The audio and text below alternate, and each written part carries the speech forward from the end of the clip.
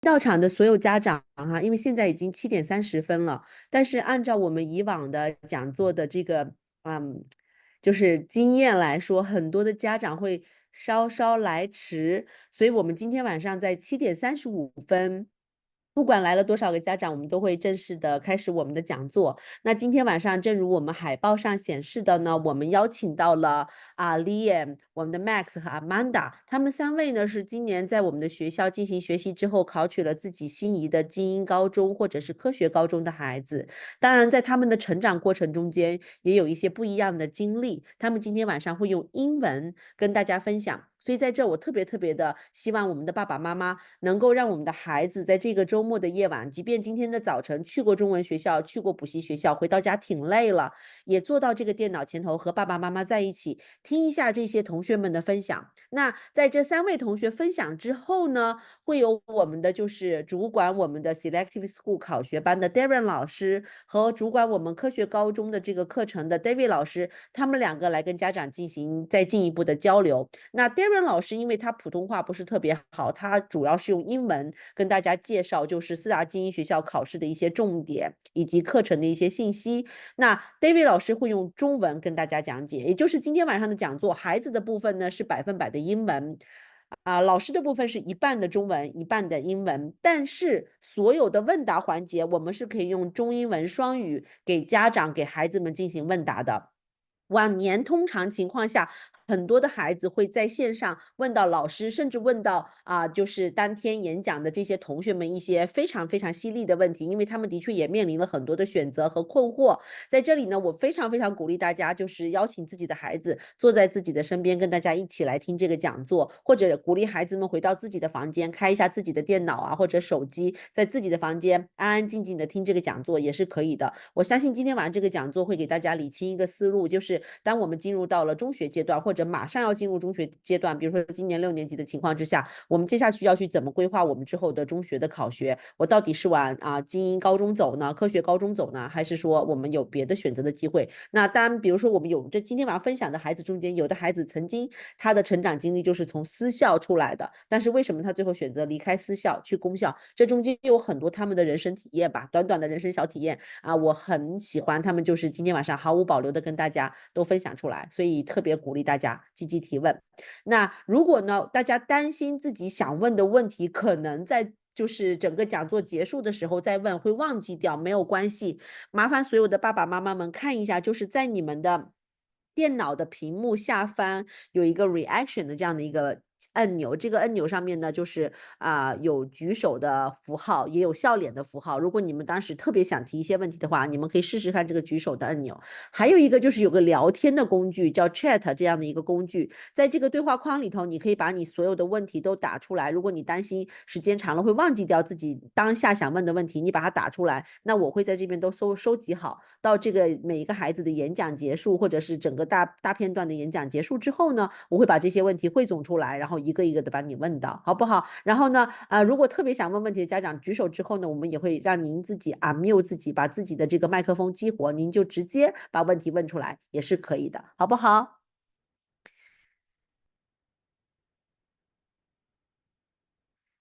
在这里就是讲座还没有开始之前，我快的跟大家说一下，就是4大精英学校 Melbourne High、Mac Robinson、Susan Corey 和这个 Nusso High，在这么多年过去的大概将近10年间，一直采用的是 EduTest 的考题，但是从去年开始到今年已经2年在采用 ASA 的考题，这是一个比较大的变化。那这一点一会儿在 Darren 老师的这个演讲中间，他会给大家呈现一些细节。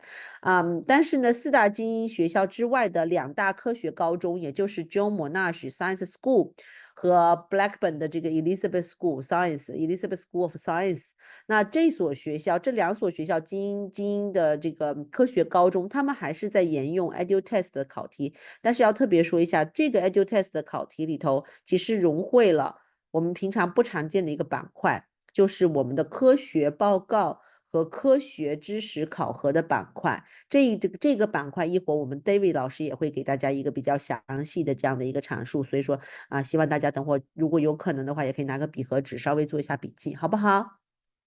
行，那我们现在基本上我们讲座就要开始了，好不好？因为现在到场的所有的同学们呀、家长们呀，已经将近100个同学和家长了，特别特别感谢大家来到今天晚上的讲座现场哈。那首先有请我们的练，有请你来共享你的 PPT，然后呢进入到你的演讲环节，有请，谢谢。Okay, so do I see my screen now?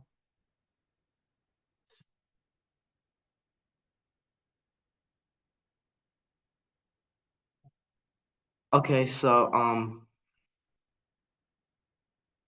Liam and I got into Melbourne High School this year, and I'm just gonna tell you about what I did to prepare to get in. So firstly, a little bit about the test is so the test is 4 hours, and there are a lot of like different selective schools that you can go to. There's um Melbourne High School, McRobinson's Girls' School, then Nossal, Suzanne Corey, and John Monash Science School. And all the tests, they have a math section, numerical reasoning, reading comprehension, and 2 writings. So you have to practice not just math, but also English as well. And the test is very like strict on time. So you have to practice like time management. Anyway, to prepare, what I use is EQDemic practice tests from the eCloud website, which I probably do once a day, and EduGain worksheets from edugain.com. That's a website where you can get free worksheets to do. And also, I used ACER practice tests from the ACER website. I recommend taking the EQD Selective School course since my older sister who got into McGraw also took that, and I took that course as well to help me prepare to get in. So with that course, you get 10 to 20 practice tests per week, and that covers math, English, and writing courses. Yeah, so it's 2 hours per week, and the teachers are also very good. So if you're trying to get into one of these schools, then I recommend going for this course. Anyway, so basically, the key thing to do, if you're aiming to get into one of the selected schools, is practicing, because that's the only way you're gonna get better at um trying taking tests. So basically, I recommend practicing for at least 1 hour a day, but you can practice maybe 2 hours or 3 hours, depending on how long you have. But the more practice, the better it is, the better your chances are. And so just practice at least 1 hour every day.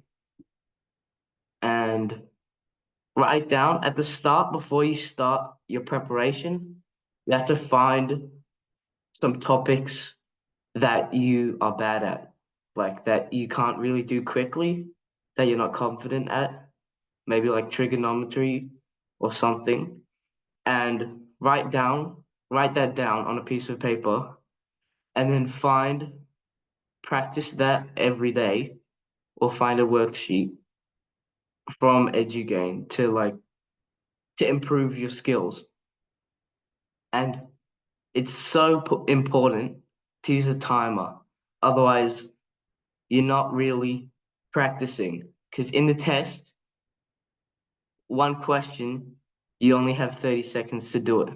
So it's very important that you always time every practice test, and you always go over every wrong mistake that you make. Um, Yeah. So some strategies that I use while I was preparing is when you're taking a test and you see questions that are you think will take too long or they're too hard to do, you have to skip over them because there's no point just staying on like the same question and then realizing all your time has run out. So what you have to do is if you see a hard question on the test, maybe circle it or something, or remember the page number and keep on going because every question is worth 1 mark and there are easier questions in the test. There's no point spending 5 minutes on a hard question when you could get the same amount of points on an easy question. Yeah. And always write your working out straight away. I know some people like to try and do like everything in their head but during the test you don't really have a lot of time. And I always think it's better just to write things down so you know where you're going with the 过来，question. 介绍过来。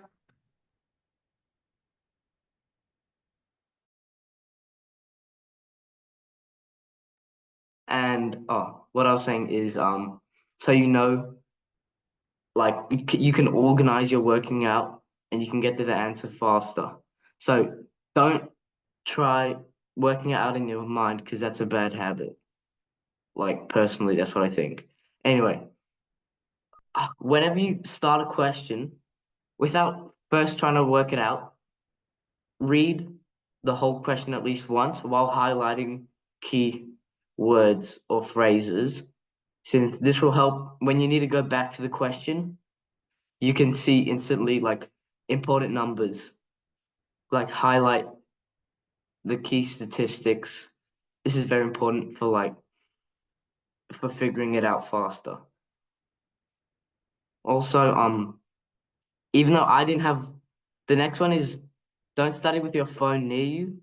Well, I didn't have a phone like when I was preparing for the test, but most of you probably do have a phone and like you probably want to check your messages and stuff while you're studying, but I'd recommend just turning your phone on silent or giving it to your mom or your dad so you're not tempted to check your phone because once you start checking your phone then you're probably not gonna get back to studying. So yeah. The next one, what really helped me with my English, because at the start, when I started preparing, I realized that my English is not that good. So what I did every night, I read for 30 minutes before I went to bed. Reading is like very important for improving your vocabulary, your writing skills, and your reading comprehension skills. And it's the single best way to improve your English skills for the test. So this is like one of the most important things you can do. I know a lot of people need to work on their English skills. So just reading 30 minutes a night before you go to bed, it's good for you and it's better than watching your phone before you go to bed. And it helps you sleep better as well.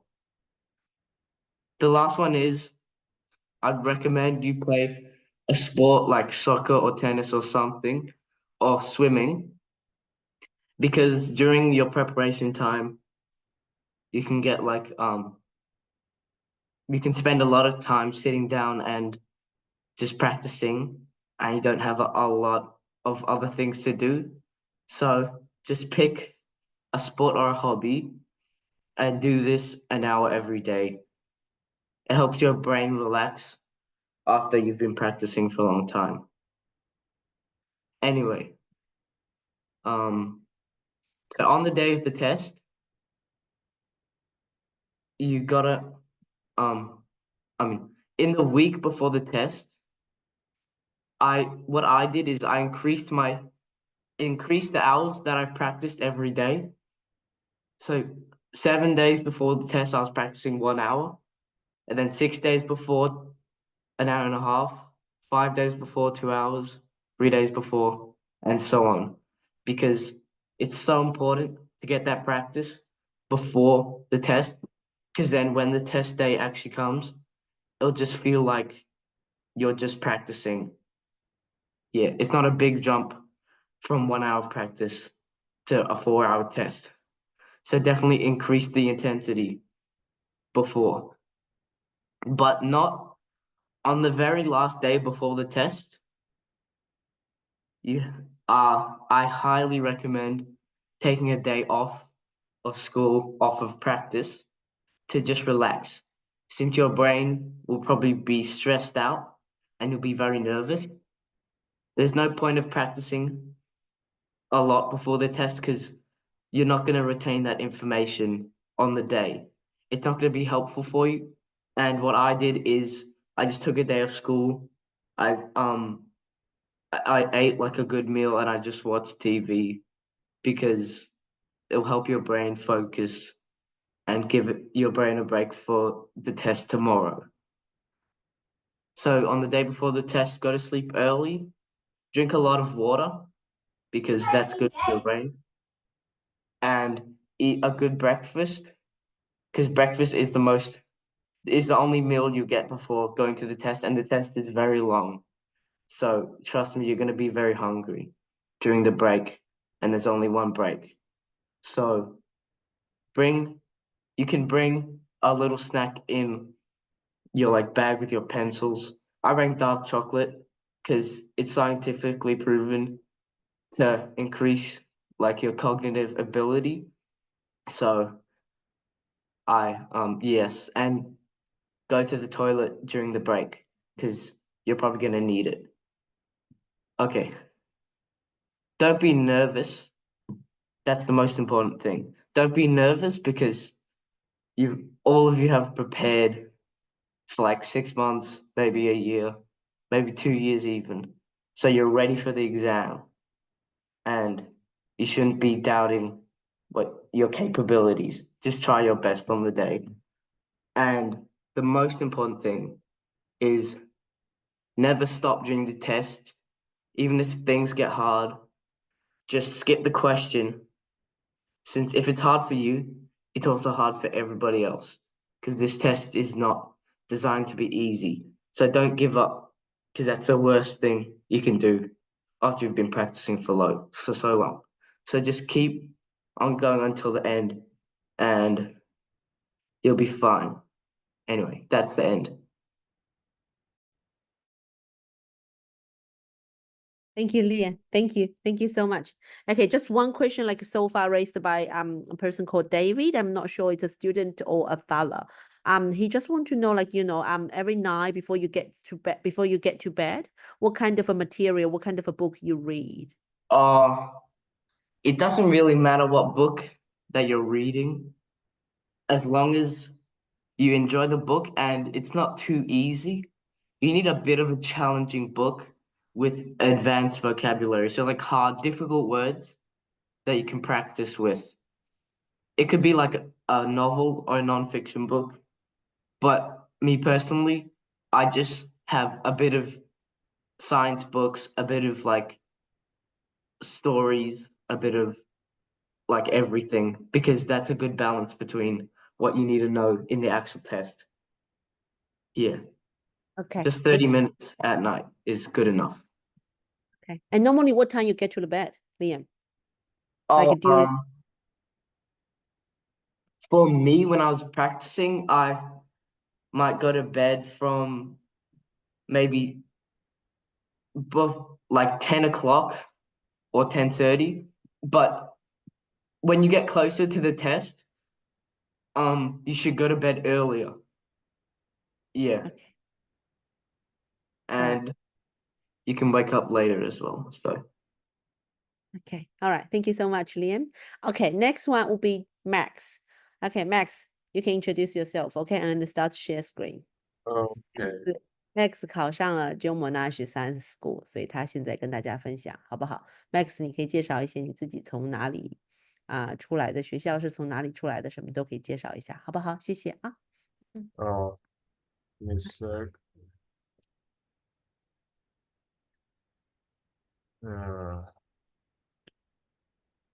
Okay, first, my name is Max. I currently go to Campbell Grammar. It's a boys' private school. I also have to thank David, who's in this meeting, because he's the one who taught me for the in preparation for the John Monash entrance exam. So, first of all, my name is Max. I currently go to Campbell Grammar School. I'm currently in 9. This I attended the John Monash Science School exam this year. I also attended the John Monash Science School Math Methods exam this year as well. So, first of all, I'll be talking about why I chose to go to John Monash. My current school, Campbell Grammar, is a private boys' school. It has a lot of programs covering it has a lot of programs, many revolve around sports and music.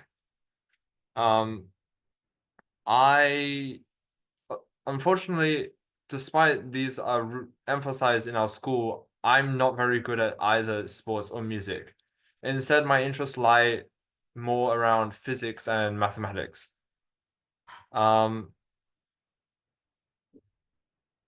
So that leads me to my next point, that my interests rely more around my science and academics more than my music and sports.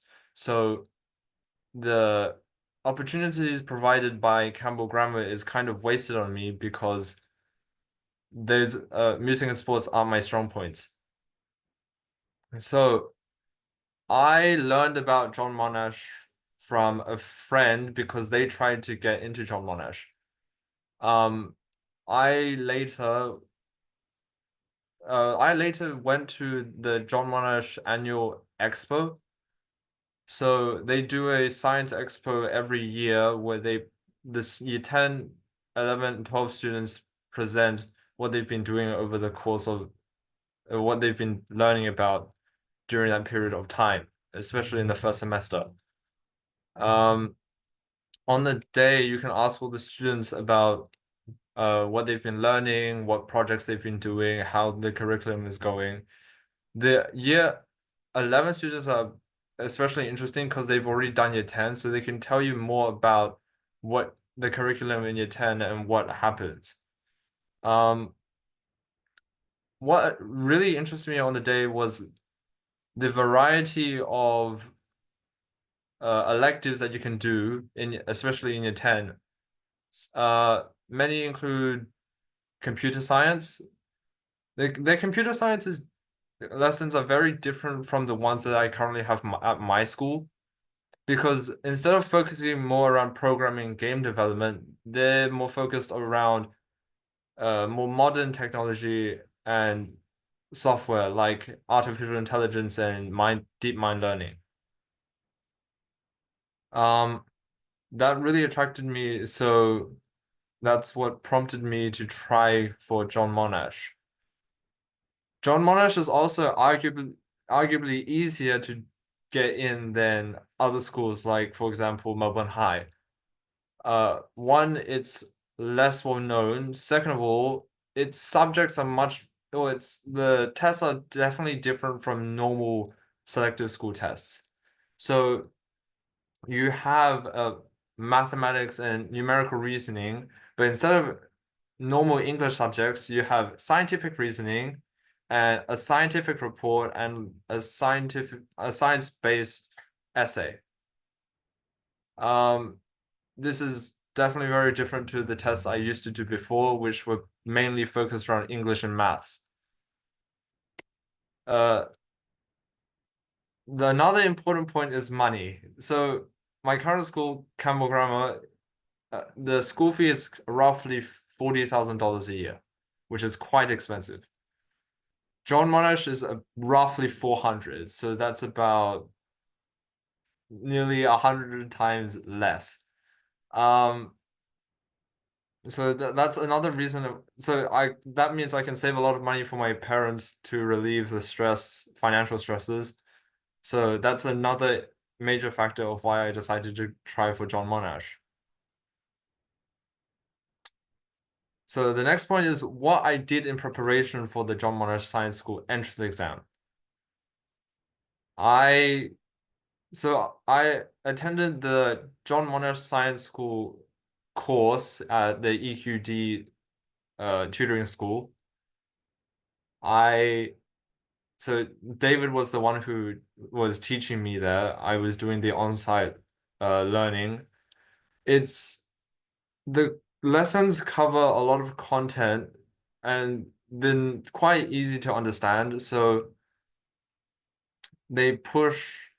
So in at each lesson, David groups main points. Like one lesson, you might learn all about your nervous system and your other systems and how your body works. Another lesson, it might be about physics and a lot about waves and light and things like that. This means that over the 15-week period, you cover all the content that you really need for the entrance exam.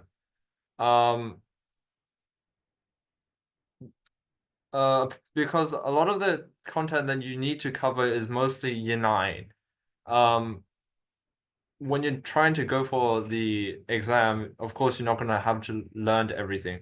So it's really important that you quickly get a hold of all the knowledge that you really need. Afterwards, apart from the tutoring school, I also did a lot of preparation at home. One of the main one of the main tests you have to do for John Monash is the science report. You have to write a science report. So not only did I do the examples given by David in class and the ones on the EQD website, I also wrote a number of reports to do with experiments I did at school. So that helped me build up what I was going to write and my confidence in writing scientific reports. I also found a number of examples for the science-based essay, so I could get more practice in, as that would the 2 written exams were some of them were were the major tests that you really needed to do well in. Another really important thing that in the JMS's course for tutoring at the EQD school was after you if you pass the written exam, you have to do an interview. The interview is mostly about how you think when you're doing questions and how you're solving problems, also how you work in a team. But you also need to they also ask you about what's your interest, how much you know about science, and how you express your interest in going in a field of science. These are all tested in multiple parts. The main parts are split into 3 groups. There's a group test where there's a question where they give you a problem and you work in a team to solve it. You also have to do a hands-on problem. And the next part is they give you a math question and then you do it individually and you solve it and you need to show you're working out so that the people who collected can have a look and see how you think, in what way, what's your process when you're doing problems. And then lastly, you have to do a one-on-one interview where they ask you a number of questions that really vary on a number of things. So one of the most common questions was, why did you choose John Monash? Many other questions also revolve around modern day technology, modern day problems like climate change. They also ask a lot about what you currently do and what your interests are and what you do about your interests for science.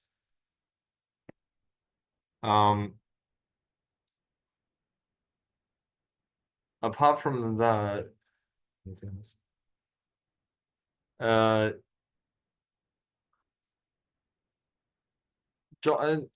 all in all, John Monash to me was a really good opportunity for to do something new. And because when you're preparing for exams, you want to focus more about what you're going to do in the future. And there's a lot of subjects and things that I really wanted to in John Monash. Especially John Monash has a special VCE subject that is really rare, and I think only one or two other schools have it. It's called algorithmics. It's mostly about computer science, which is something I'm quite interested in. So that is another major reason why I decided to go for John Monash. Thank you. Okay, 谢谢 Max. Okay, I have two questions for you. Okay, one question is from a person called King, and this I don't know, it's mom or students just asking like for John Monash exam, like what type of paper they are using. Can you answer for us? They use a special edutest paper. Okay, and also the other question is from the same person, like can you try to ask like when you really like study through EQDemic School's John Monash course, you think about like this course purely just for helping you to see for exam, or you feel like all rounder of your science skills being uplifting? Oh, so that's a really good question. When you do the science content, it covers a lot of things that you do in year 9. So not just for the test, but a lot of the content you do for year 9 and a bit to do in year 10. Another thing is the math content. So the math content doesn't just cover what you're going to do in the test, but it also covers quite a bit of year 10 content.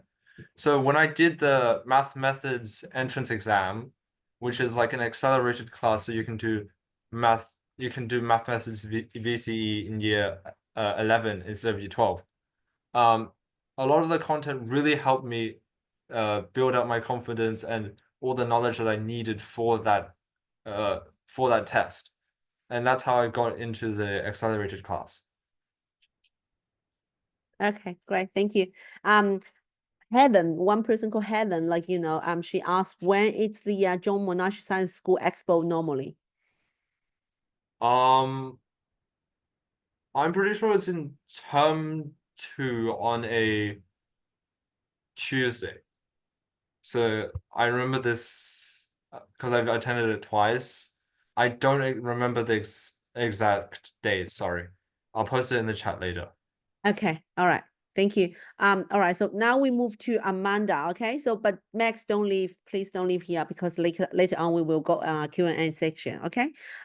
这里我用中文快快的跟在现场的爸爸妈妈说一下，为什么我们一定要让 Max 来分享这个。我想跟大家说一下，就是如果你的孩子在8考9的时候，如果说因为准备的不充分或者诸多的原因，比如说你的日校里头有一个4%的这个 cut off 的 line，使得你的孩子即便已经过了考取4大精英学校的线，但是因为受到这个方面的限制，导致孩子没有被录取的话，没有关系，在孩子的面前有很多的路还可以选择。因为到9年级的时候，如果孩子们能够去考 John Monash Science School， 尤其是对于家里有男孩的、喜欢科学的、喜欢数学的这些男孩，或者是有一些孩子，你是到了中学才来到澳洲，你的英文没有那么好，但是你的理科又特别强的孩子，John Monash Science School 是非常非常适合你的，而且里头有非常非常好的老师，他们学校有很多科目的老师是跟莫纳什大学共享的，所以在这里要告诉孩子们，机会是很多的，我们要不断的去努力，好不好？那接下来我们就有请我们的 Amanda， 因为她今年在我们这里成功的考取了 Michael Robinson，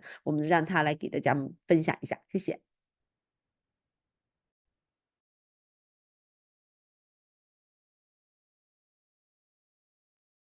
Amanda, you need to unmute yourself.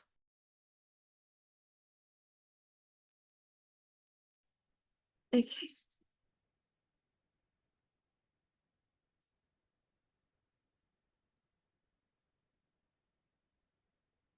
Okay, so good evening, everyone. My name is Amanda Young, and I'm a Year 8 student at Mount Waverley Secondary College. And this year, I took the selective entrance exam and received the first round offer for McRobertson.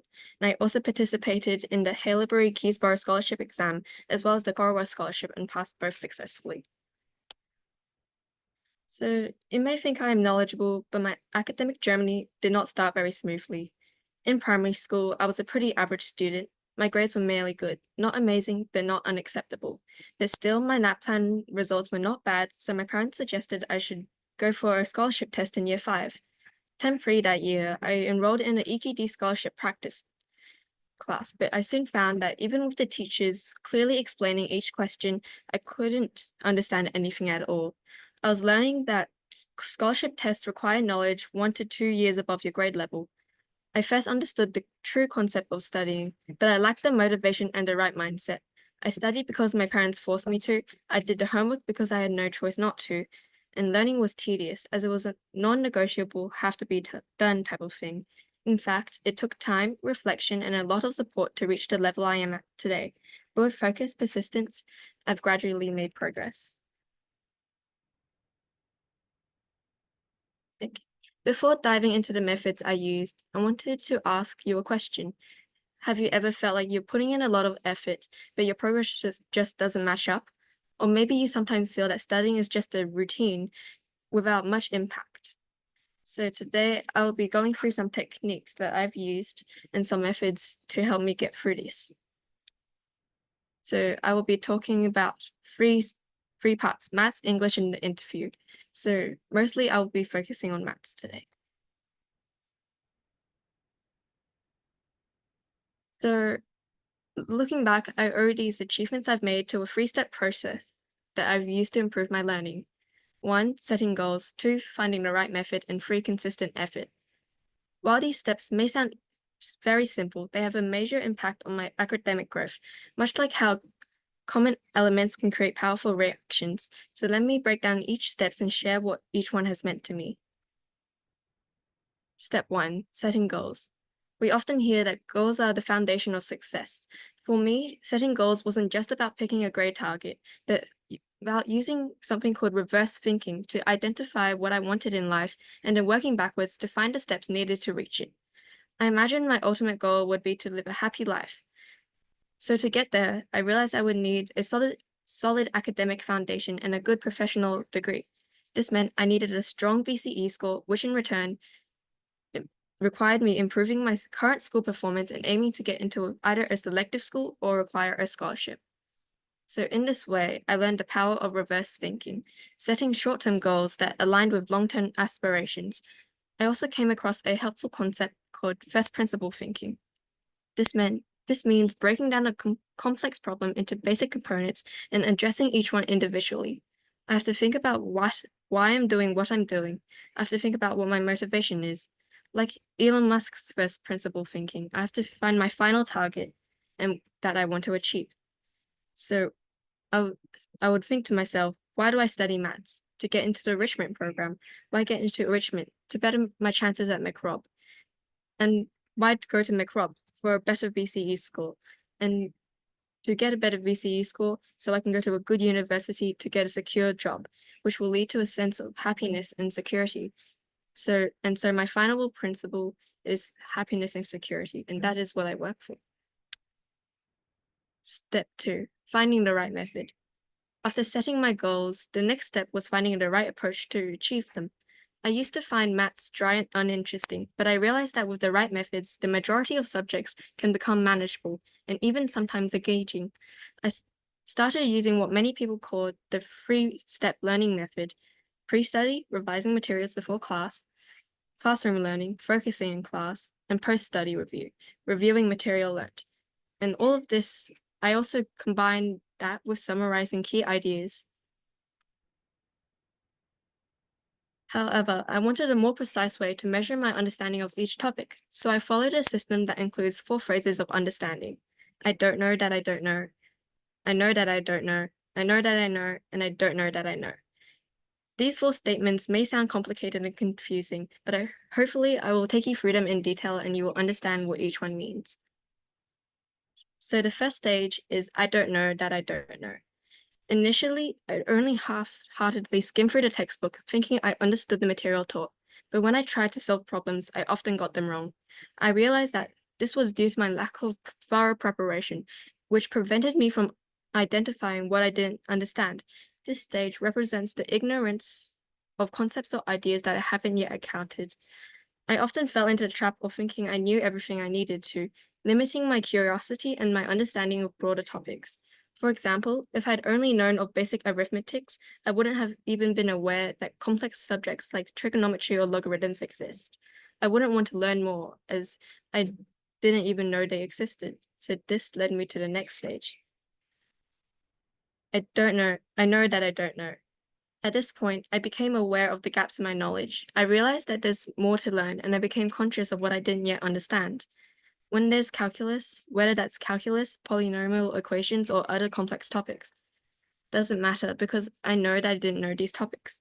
My knowledge can be seen as a circle. What's inside represents what I know, and the perimeter represents what I am aware I don't know. The larger the circle, the more I will realize how much knowledge I am missing. There is only so much I can be aware of, but when I broaden that field of knowledge, I am often faced with more questions. For example, let's say if I only knew of the existence of our world, then all my questions and queries would be limited to those based around the Earth. But as soon as I realize that there's a whole galaxy out there, my curiosity is no longer confined to just Earth. I have questions of why and how, but without the knowledge of its existence, I simply wouldn't be able to even wonder these questions. So the next stage is I know that I know. This is achieved through consistent pre-study, classroom learning, reviews, and exercises. I've strengthened my foundation. These concepts are like bricks, each one building upon each other to create a stronger understanding of maths. This is when I've gained proficiency in certain areas. I understand my strengths, know where my skills lie, and are confident in my ability to tackle problems. And so the last stage is I don't know what I know. This stage often surprises me. It's when I've internalized knowledge to a point that I can solve problems that I wouldn't be able to at first glance. It's when I have harder, more complex problems that I couldn't solve, and I use simpler knowledge to solve them, turn something that I don't know into something I do know. For something harder, it's about breaking them down into smaller, manageable parts, often by relying on simpler techniques I've already learned. Sometimes, though I do not realize, but in solving complex problems, I'm drawing on knowledge and skills I've already acquired. For example, sometimes in geometry, I might instinctively add a helpful line to simplify a figure, yet when asked why, I might not be able to explain my reasoning. It's a form of intuition developed over time. So this is when knowledge becomes a second nature. I know more than I realize, sometimes making the right choice or solving a problem without conscious awareness. It's the result of consistent practice, learning, and observation over time. I once listened to Professor Robertson's speech from one of EQD's seminars. He is a maths professor at Carnegie Mellon and the coach of the USA Maths Olympiad team. He said something that really struck me. Maths isn't about doing things quickly. Sometimes it's about doing things slowly. It means that maths isn't always about speed, but understanding of the maths problems. His talk sparked my interest and my curiosity. It had changed the way I looked at maths. At first, I had thought that maths problems were about how fast and how accurately you could solve them. As scholarship tests often count on speed, as they required me to answer around 50 or so questions in half an hour. But I've come to the understanding that he was talking about building a solid foundation. Maths isn't about memorizing answers. It's about understanding why things work the way they do.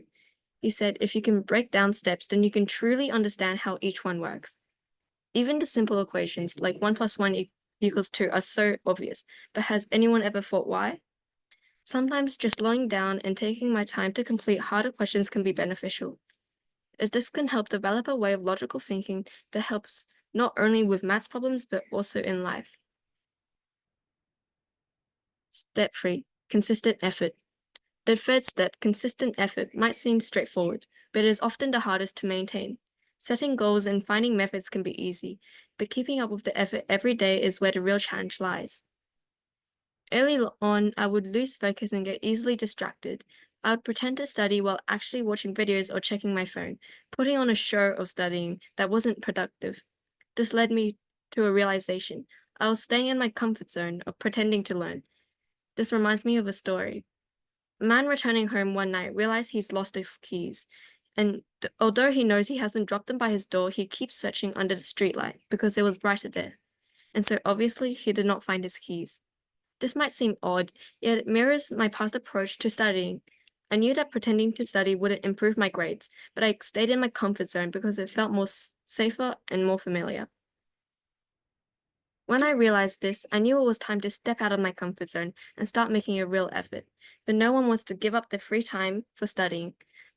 But my time is limited. If I use it to study, then I can't use it for other activities and vice versa. There's only so much time. So I would always choose relaxation over real study. Many people believe the two are conflicting things. But before I would often pretend to study, I spent hours wasting time at the desk just so I could go off to relax faster. But homework has to be done, and it'll have to be completed regardless, so might as well complete it quickly and efficiently, leaving all the extra time for relaxation. If I can focus and give the needed attention and time in, the extra time normally filled with dawdling can be used to do whatever. There can be time made for both studies and free time while not neglecting the need to rest. So I began using a technique called micro habits, setting small, manageable study goals that I could easily break down. I was breaking down larger goals into smaller, gradual, and more achievable achievements. Gradually, I built up to longer study sessions, balancing study and relaxation time.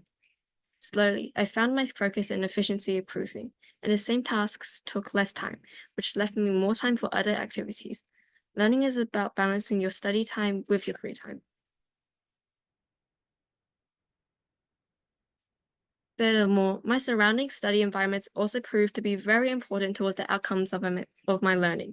The study tutoring class I did at EQD had an acceptance rate of 75% to 80%, which shows that the students in this class aren't merely there because their parents have forced them to be, but because they themselves truly want to. It created a lighthearted environment that made students feel more comfortable and included. And being in an environment like this, I feel, has motivated me to do better. Also, just knowing that I share common goals with so many people made me want to try harder. As everyone knows, scholarship or selectives not only test your mathematics and your numerical reasoning, but also your reading and your writing. So now I will share my experiences with the English side of testing. I've always really enjoyed reading, so I never thought that reading assignments would be a problem. But during a midterm test I took with EQD in preparation for selectives, I found out that my reading was lacking. Out of all my subjects tested, my reading had been one of my worst.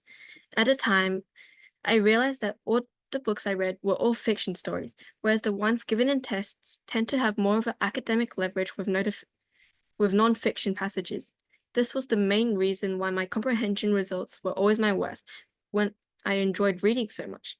Luckily, Mandy suggested that I use a website called Read Theory, which would help improve my comprehension skills. Like what I did with maths, I would use the concept of mini habits, and I would do 5 comprehension pieces on the website daily, and I continued to do so until the day of the exam. And in the final results, reading turned out to be one of my top subjects. About the writing component, at first I didn't always enjoy it. I found it tedious to create new ideas and have no strict guidelines to follow. But when I was writing with EQD, there was the right encouragement and the teachers knew how to give advice and feedback that I feel truly did improve my writing ability. I grew to enjoy writing.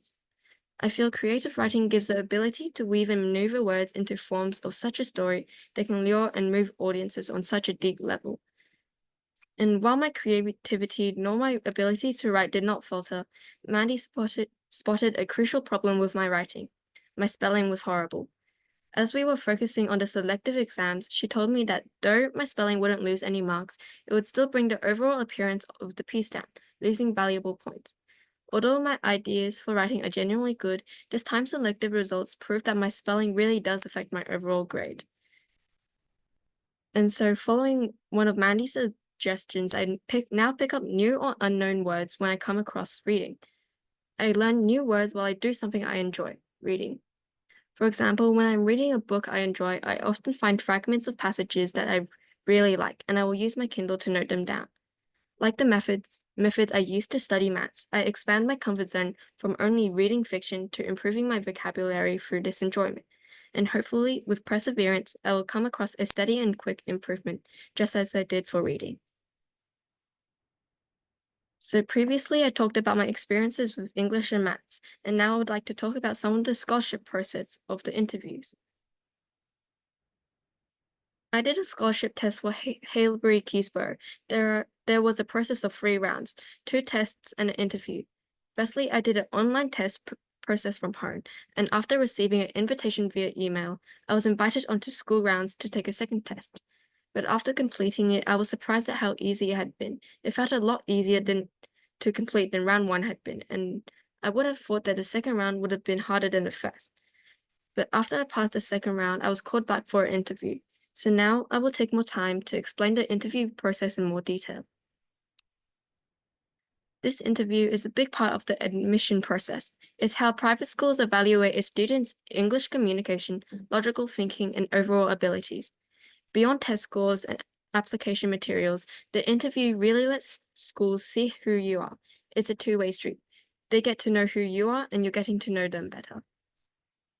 So some of the key things that interviewers focus on, they're looking at your academic potential, but they're also interested in your character and your unique qualities. They might ask about your current school experiences, interests, academic skills, and activities outside of the classroom, like sports, arts, volunteer work, or any leadership roles you've taken on. Schools are especially interested in whether you'd be a good fit for their environment and grade level, so the interview is a chance for you to show them why you'd be a great addition. To make the most of this opportunity, here are some tips on how to prepare. 1. Get to know the school. Research the basic details of the school you're applying to, including its culture. Each private school has its own style and values, so try to understand what they prioritize. When they show knowledge about the school, it tells them you're genuinely interested. 2. Dress appropriately. Some schools have a specific dress code, so try to find out if they expect normal attire. Normally, when I do an interview, I will just wear my current school uniform. 3. Practice your answers. Think about questions you might be asked and practice answering them. One last piece of advice is from Mandy, who suggested answering questions in several layers. Start by answering directly, then explain your reasoning. Add any relevant details or examples, and if it fits, share a concluding thought or look towards the future. And this makes your answers sound well-rounded and mature. If they ask you why you enjoy a certain subject, tell them what sparked your interest and how you pursue it out of school. The interviewer also often asked connecting questions. They followed up my answers with further and deeper questions, so I had to be prepared to think even further about my answers. One of the questions, for example, that I was asked was, what would your friends say about you? And my answer prompted the next question, do you have a small friend group or a big one? So I had to be prepared for joining questions when in the interview. 4. Speak clearly and confidently. Try to avoid long pauses and speak in full sentences. A confident tone shows the interviewer you're self-assured and prepared, even if you feel a little nervous. 5. Have questions ready to ask. Usually the interview will end with a question period, so take this opportunity to show interests. Prepare thoughtful questions, whether about the school's activities or values. Not having questions can make it seem like you're uninterested or unprepared. Another thing that the interviewer did was not only ask me questions, but also ask my parents. They would only ask around 2 or 3 questions. Questions like, why have you chosen our school for your children? So I found that both my parents and I had to have a thorough understanding of the reason why we picked the school. 6. Stay natural. While practicing is important, don't over-rehearse. Schools want to see the real you, not scripted answers. Aim for honest, thoughtful responses rather than trying to impress with memorized lines. And that is my overall process and guidelines towards a scholarship interview. Last year, I attended a Corowa scholarship. The test was similar to the normal selective testing process, but after the testing process, I was invited back to do an activity day on the Corowa campus. During that day, I still did a small test and an interview similar to the ones at Haileybury, but What was different was that I spent the whole time with other students doing some open-minded and logical activities so they could observe not just our logical ability, but our teamwork and leadership skills. As this program lasted for the full day, I could put on a fake persona or create a new person per se. So I had to rely on honesty and truthfulness to answer the questions and participate in activities. For the short expansion of this year, I have felt an immense amount of improvement in both my studies and my way of thought. From when I started the selective tutoring class with EQD to the creative writing class I now take, I feel more confident and so much more self-improvement that I feel I would have never accomplished otherwise.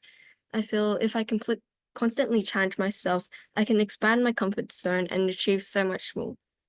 And I would also like to thank my teachers who have helped me through this journey.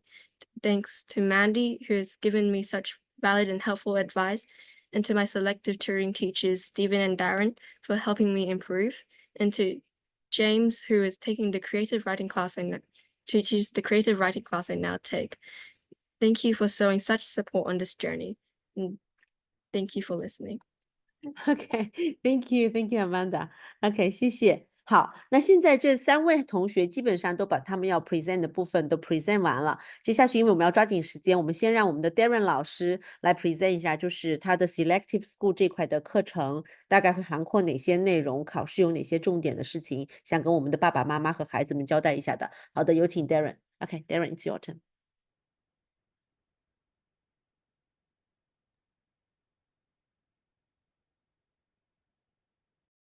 All right. Hi, everyone. So I'm Darren, one of the teachers at EQDemic Selective School program, and I'll be guiding you through the structure of the selective school exams, especially for those who may still be getting familiar with it.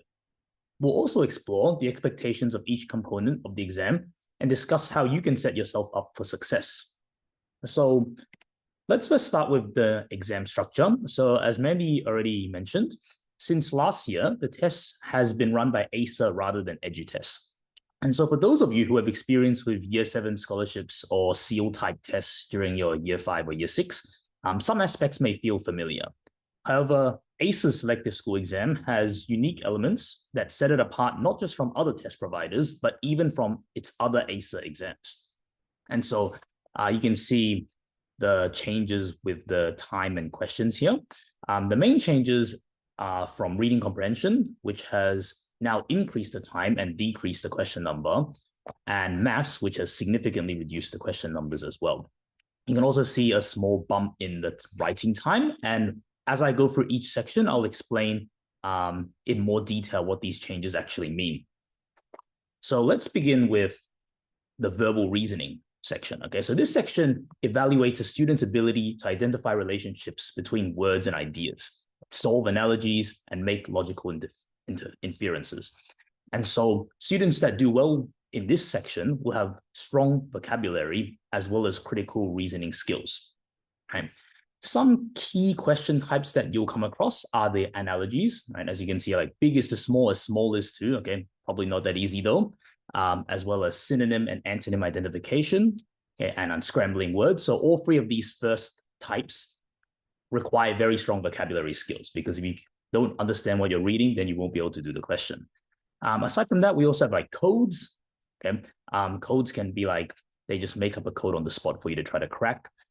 Sometimes they make up artificial languages. You may have seen questions like that before, as well as logical reasoning with worded problems and deductive reasoning questions based on statements. And that covers quite a wide variety. And the questions aren't just limited to these, but these are like the main categories that we see pop up each year. In terms of changes to the exam from verbal reasoning and, sorry, not verbal reasoning, but rather ACER and EduTest, this is probably the section that's the most similar. Verbal reasoning tests throughout the different Victorian test providers have always remained pretty similar overall, okay, testing like the same key types of questions. Right? And we're going to look at a few sample questions as well later to give you guys an idea of how that works. And I think the key skill for this section will be speed. Okay, so for every section, like speed does matter, but for verbal reasoning, speed is the most important section part, because as you can see, like 60 minutes, 60 questions, 30 minutes. It's the fastest paced exam out of all sections. And so for the students that want to do well, right, it's really about understanding, when can you skip questions, right? Because you can actually get quite a few wrong and still do well. Being very accustomed to the question type, so you know exactly what's coming as soon as you start reading the question, and approaching with the right strategy. So here's the first series of sample questions that I've prepared. I'll just discuss how I'm going to use the sample questions first. So I've prepared a few samples for every section, but due to time constraints, I'm not going to talk about every single one in detail. Okay, some of these I might just read through, skip through with you guys, provide the answer. And, for those of you that are really studious, you might want to rewatch the seminar later and just try to work it out yourself. So all three of these questions here on this slide are related to vocabulary, which is a really big part of the this particular section. So first question, all of these words are alike in some way, right? Bold, impudent, intrepid, resolute, right? Obviously, vocabulary-based question. You don't have to know all the meanings at all times, right? Because it's very hard to just 100% know every word that pops up. But the more you know, the higher chance of success you have, right? If you just know a few of these words up here, you might get the sense that all of these words are related to like some sort of like courage or determination, right? Not backing down, okay? And so the word we're looking for would be audacious, which fits into the group. All right, next one, we have a classic analogy type question, right? Episodic is to continuity, okay? And so if you know what these words mean, one of them means like kind of like episodes, like TV episodes where it starts and stops. Continuity means it keeps going, okay? And so we're looking for opposites here. And we want C, ambiguous is the clarity, right? Where ambiguous is where we don't know, right? There's like two sides, we're not really sure, versus clarity where things are clear. And for the third one, a synonym for gesticulate, right? Related to gestures, right? We're looking for signal as the answer. And on the next slide, I have some of the other types of verbal reasoning questions, right? These are the ones which are more of like the logical deductions, right? So the first one, right? This is one that I might slow down a bit on because I know it's the type of question that some of you or a lot of you that have done like your scholarship tests before may come to hate, all right? But assume that some PIVs are CIVs, all NIVs are PIVs, and some ZIVs are KIVs. So very abstract question here. But one thing that could really help, right? So this is the only one that I'll actually do any working out for here, but we can draw a few circles, like especially focusing on all NIVs are PIVs, okay? Because these statements are always very clear. What this tells us is that every NIV is inside the PIV circle, right? So we draw a little diagram, it can help a lot, right? All the NIVs are PIVs, okay? And then we also know that if we look at the sum statements, some PIVs are CIVs, okay? So some PIVs are CIVs. So what I'll actually do here is I'm going to draw a dotted line like this, okay? And this is a hand-drawn circle, so it's going to look worse. And I'm going to put the CIVs here. Now, the reason why we put a dotted line is because for these questions, you need to know what do you know for sure and what do you not know for sure. So I know for sure that the CIVs cross over with the PIVs, but I don't know for sure whether they cross into the NIVs, right? So you see the dotted line, because even though it crosses over with P, it might not cross over with N. So I'll just put dots for now. And the final statement, some ZIVs are KIVs. This is like the type of statement that we can actually ignore. So if you learn, like, for example, here, what statements can you ignore? This is one of them, because ZIVs and KIVs are just completely unrelated to our current diagram, right? They'll just sit out here on their own. Okay, terrible drawing, but they're just sitting out there on their own. And if we look at the statements, the one that makes the most sense will be B, right? Some NIVs may be CIVs, right? Some of the CIVs may be NIVs, but we don't know for sure. Right. Now, moving on, here's another common type of question. Find the two statements that together prove that the book sale ran for 3 days, right? So all of these questions, the more you do, the more you get used to it, the faster you can do it, and the higher chance you have to actually complete the test. So this is one of the ones where I'll just skip through quickly, but 2 and 5 work, okay? The DVD sale ran for 4 days, and the book sale ran for 1 day less than the DVD sale, which makes it run for 3 days. Right? I think this one's quite a simple one in terms of this style of question. And the last one, which is one that you'll see a lot as well, and this is a type of question that actually helps to really separate the good students from the weaker ones. So it's in a horse race, Hill Royal came in ahead of Trigger. Hill Royal finished off the Black Beauty. Okay, I'm not going to even finish reading the whole question, but basically, it's an ordering question. So these ordering questions, most students can do, but the ones that can do it fast, right, are the ones that usually can finish the test versus the average student, which takes quite a long time, right? Because if you think about the time limit, 30 seconds per question, I take like 10 to 15 seconds to even read the question, and then you really have no time to even solve it. So understanding how to, understanding when a question is going to become an ordering question and also knowing how to solve it really sets you apart. So this one, I'll let you guys work that out yourself, you know, if you want to rewatch the seminar, but this one will be second.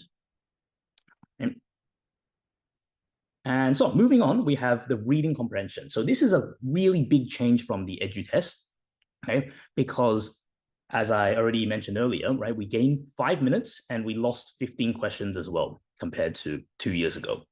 And reading comprehension measures how well students can understand, interpret, and analyze written text. And the questions will focus on just identifying main ideas, drawing inferences, and understanding the writer's intent. So for most of you, probably even all of you, you will have done questions like this before, because whether you did NAPLAN, ICAS, or any scholarship SEAL program, right, reading comprehension remains mostly the same in terms of just reading texts, right, different types of text, anything from information text, some classic literature, also poems, and occasionally comics as well, and then just answering questions about it. Okay. Now, what has changed though? So the big change is now reading comprehension has taken away most of the quick questions that we used to see. So quick questions meaning like there used to be some short ones where it might just ask you to fill in a missing word or even like correct the punctuation. And so those questions are gone now. So much fewer questions. And we also have a few new question types, which are interpreting statements and interpreting quotes. And these are the two questions that I kind of want to share right now. Yeah, all right. So the first one I have is an interpreting the quote. Okay? And the quote is, "The heart does not exist solely for the purpose to pump blood." And the quotation emphasizes what? So this is a very unique kind of new question that we haven't seen in terms of other test providers before. Okay? And for this question, right, it is to do with emotions. And it's to do with emotions because I'm talking about what else can the heart, you know, exist for. Okay, usually we think about the heart as the thing that decides how we what we are feeling at certain times. And for the second question, which is also a unique new type of question, is interpreting comments. And so we have 4 comments written here, right? Comment 1, price is a contentious issue when it comes to EVs, as the cars have still not reached price parity with the internal combustion engine cousins, and costs of entry for consumers remain higher. It's quite a lengthy comment there. And we have Australia is committed to net zero by 2050, right? Talking about carbon emissions, if you've talked about any of that at school. And EVs will play a crucial role in achieving this target. And comment 3, being the primary material used in the production of EV batteries, the demand for lithium will increase as the electric car's popularity does. And this will result in more economic opportunities for Australia. And we also have comment 4, besides the environmental benefits, EVs also require less maintenance, have lower running costs, and experience better performance. And the question is, which of these comments show that the introduction of EVs to the majority of people may not be as smooth sailing as expected? So we're looking for one of these comments which provide quite a few negative points, right, to demonstrate that it won't be easy. Okay? And the correct comment would be comment 1, because it's the comment that talks about how the price is still more expensive than traditional engines. And so that would make it more difficult for people to buy, while the other 3 are mostly just focused on the positives. Okay. Now, before I move on from here, something I want to mention is that you may have noticed the change in question formatting. Right, so these questions, I've actually just screenshotted from our online platform, because for next year, we're adding a lot more focus onto our online system. Right, this year, a lot of our questions were still physically done. But for next year, we've added a lot more additional questions online. So not just moving our question online, but rather we're grabbing a lot of new questions as well and transferring it to our online platform. And the point of this is to just give students more full-length online practice tests every week, complete with instant feedback. So all of these questions will just have work solutions when students finish. And they're just designed to help you ensure that you encounter a wide variety of question types and make sure that you're able to build confidence and familiarity with all these different types of questions. This can also provide us with important feedback about each student's progress. And additionally, at the end of each week, there'll be automatically generated graphs that compare your performance to other students in the program, which can give you an idea of how you're progressing and what you need to work on. So I just have an example as well of what that looks like. Oops, right there. And so we have these automatically generated graphs for each quiz that can help you figure out where you're at. Moving on to writing, which is our last English-based test. So for the writing exam, students are required to complete 2 written tasks. Okay? So 1 narrative, 1 persuasive. That's just how it's going to be. The narrative task will evaluate your creativity, structure, storytelling, while the persuasive task assesses their ability to construct logical arguments and use persuasive techniques effectively. And so these dot points that I think I have under here, most of you will already understand, like that's what we're looking for in terms of like a good narrative piece, right? A good narrative piece will have a well-crafted story, right? The story itself is actually well made. They'll have a strong structure and demonstrates creativity, uses descriptive language and imagery, right? And of course, ensuring just proper grammar, punctuation, and spelling. And for persuasive writing, you're developing an argumentative essay. And so important points will be presenting a clear contention, right? Supporting your arguments with evidence and examples, using persuasive techniques, and of course, a clear structure. So these are like the standard points, right? Like most of us just understand that's how you write a good narrative piece, and that's how you write a good persuasive piece. And so these will be aspects that we focus on in our program as well. Now, additionally to that, I think the key skill for writing is time management, which is a bit different to verbal reasoning, which is just speed. Okay, the difference is that with time management, it's more about how you use your time to demonstrate your skill. Okay, because for 20 minutes a piece, this will be one of the fastest writing exams that you'll probably do throughout your whole schooling. The only thing I can think of that's faster is the EduTest, which is the old system, right? 15 minutes per piece. But when you compare it to like NAPLAN, ICAS writing, any school assessment that you'll do, you always get 40 plus minutes, 1 hour, right? And so part of the time management for writing is understanding how to limit your scope. And you need to learn how to limit your scope. You can't write an idea that's too complex, right? That will end up, for example, for narrative writing, you don't want to end up with an idea that's too complex where you spend all of your time jumping from scene to scene, action to action without being able to actually focus and demonstrate, your descriptive language, imagery, right, and so on. For most people, this will mean that you can only write around 300 words, right? 20 minutes, 300 words is kind of like the average speed that someone can write at. So if you've ever reviewed your own pieces, right, you guys are all nearing the end of year 7, so most of your school pieces are probably around 600 to 800 words. You can have a look to see how small in scope a piece that's actually just 300 words actually is, and that'll be one of the key skills to focus on it for writing. I've also included just a sample topic here. So this is the recreation of the 2024 prompt to my best ability, right? So not exactly, okay, but to our best ability, we've recreated the 2024 prompts to give you an idea of what the writing exam is going to be like, right? For the narrative piece, it was write a narrative response to the picture below. You can see we have like a figure in the center sitting in an empty theater, something like that, staring at a stage.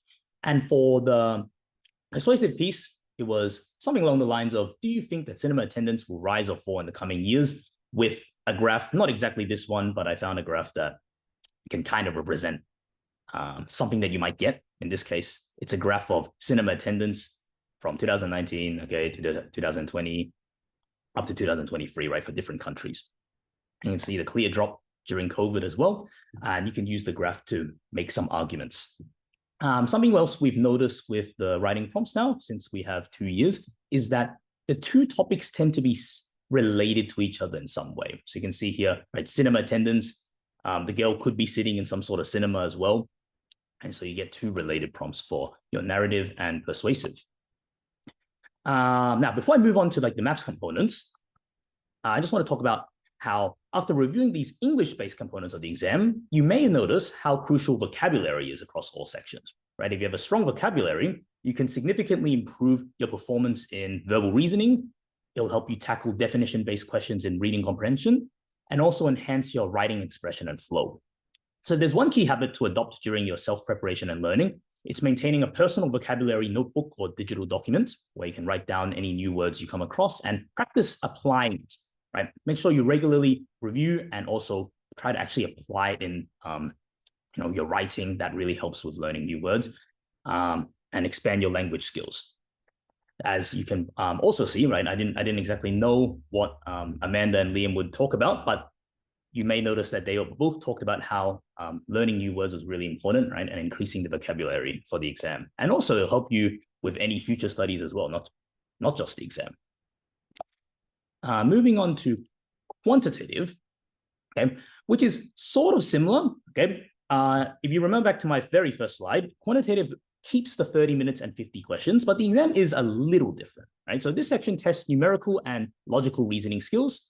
Students must analyze data, identify patterns, and solve problems that combine mathematical knowledge with critical thinking. So some skills that you'll need for this section are pattern recognition. That's a really big one, okay? And one of the big differences with quantitative and maths will be the patterns, where it's like this really big focus on looking for patterns, right? Solving problems, right, involving ratios and proportions, interpreting and analyzing numerical relationships.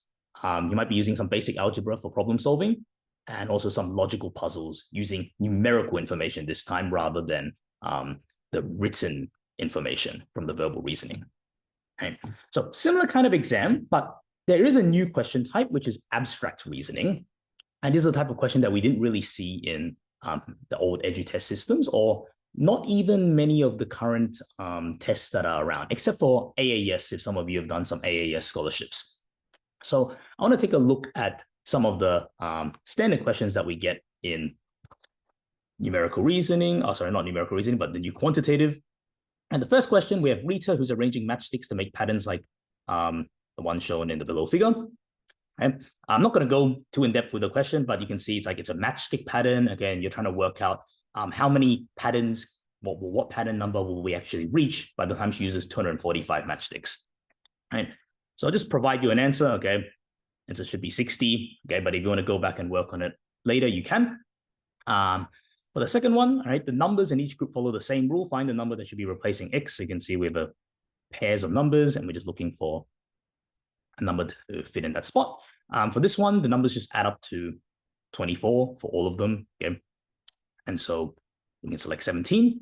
And for the next one, we're making like a tennis ball stack. All right, tennis balls are placed in a way that each ball in the second layer rests in the hollow between 4 balls in the layer below it. All right, so you can see the first layer is at the bottom, and then the gray is the start of the second layer, but eventually we kind of want to build up a full layer like this. And the question is, how many balls are needed to make the 4th layer as we build it up? And the answer to this one is 9. Right? And the last one, a bit different, but you can see like it's not all about just patterns. You get these like short problems as well. Like Rob sets his watch at 8:45 in the morning, but it loses 2 minutes every hour. So time-based question. What time will it show at 4:15 in the evening? So this one should be 4 o'clock. Now, you can see like how exposing yourself to a lot of different patterns will help a lot, because the more different kinds of patterns you see, the easier it will be for you to find the pattern when you come across these questions. Right? For the first time, like even for like a really, I guess, smart kind of logical thinker, if it's your first time seeing the pattern, it will definitely take longer than if you've seen it before. So again, right, this is a section where a lot of practice helps, right? And just being exposed to a variety of questions. I've also included some abstract reasoning questions. So this is like the kind of question that can come across. I did hear about that this year, there wasn't as much of these as last year. So, ACEs probably still exploring how much they actually want abstract reasoning to be part of their exams. But of course, it's important for you to practice as well. So for the first question, we're just looking for what figure completes the series, or what figure fits into this. Okay. For a brief explanation, what's happening here is that you can see how the first and the third, so we treat these as like free rows. Okay, we treat these as free rows. the first and the third figure are kind of similar, except it's just missing a few pieces, right? It's just missing a few pieces. So what's happening is that the first figure rotates into the second figure, right? It does a 90-degree turn. It's a 90-degree turn. So you can see like this square moves to the bottom, from the bottom left to the bottom right. This one moves from the top left to the bottom left, and so on. And all the figures that changed the style remained. So what that means is, like, for example, the square had like a black border, but then lost the black border, so it actually stayed. And then the black rectangle here became a white rectangle, so it stayed. And everything else got erased, right? For example, this little rectangle, which remained the same, got erased. The black square got erased. The white square got erased, and so on. All right, and you'll see the same for the second pattern as well, where we do the rotation, and the only things that stay are the square, which has a black border but then loses it, so it stays. The little black rectangle with a border became a white rectangle, so it stays. And then the white square, which became a black square and stayed at the end. So if we're looking for the same kind of pattern for the third one, we're looking at the square, which goes from a white square to a shaded black square, and so it stays, right? So we want the shaded black square between these two. We have the white, sorry, not white, but black border rectangle, which becomes a white triangle, and so we want it to stay as well, right? And we can just conclude that it's C here, right? Because the position follows its original position, so the rectangle should be right here. For this domino pattern, right? This one can look a bit weird at first, but some of you might notice, oh, look, it like adds up to 7 each time or something like that. But here, there's nothing, right? There's nothing here. So again, it's like one of those questions where if you've seen this before, once you get used to it, it can help a lot. What's happening is if we look at it diagonally, okay, we'll see a really clear pattern forming. But if you're not used to looking at it diagonally, then this kind of question can take a lot longer. And we can see what happens. It goes like 2, 1, and then nothing. So 2, 1, nothing, like counting down, resets back to 6, 5, 4, and then we expect 3 to be in this corner. So from here, we can probably just select D, but if you want to explore the other pattern, okay, we have 5, 6, right, counting up, and then reset to 0, 1, 2, 3, and then 4, right? So clearly D. And for the last one, which figure completes the grid? Right, we're just looking for 3 shapes to fit into these 3 slots. Okay, the more you see these kinds of questions, the more things you know what to look for, right? Some people might begin by looking for rows, right? Maybe something to do with the rows. Maybe it's something to do with the columns, right? Maybe it's something to do with the quadrants, okay? Something like that. But for this one, it was nothing to do with any of those. It was actually to do with just splitting the entire grid in half. Okay, so the top half and the bottom half actually just the same arrangement, but just rotated. So you can see like this one gets rotated to the corner here. The circle gets rotated to the opposite corner there. And you can see like diamond, diamond, right? All the opposites. And so what happens is this square should end up here. Okay, this square with a border should end up here. Try to shade that in. And then the black circle should end up here. Right? And so we get B. All right. Moving on to maths, which will be our last section. Right, 30 minutes, 35 questions. So this section also underwent some big changes. I actually think that this section was the largest change out of all of them. Okay? If you remember, it was 60 questions, dropping to 35.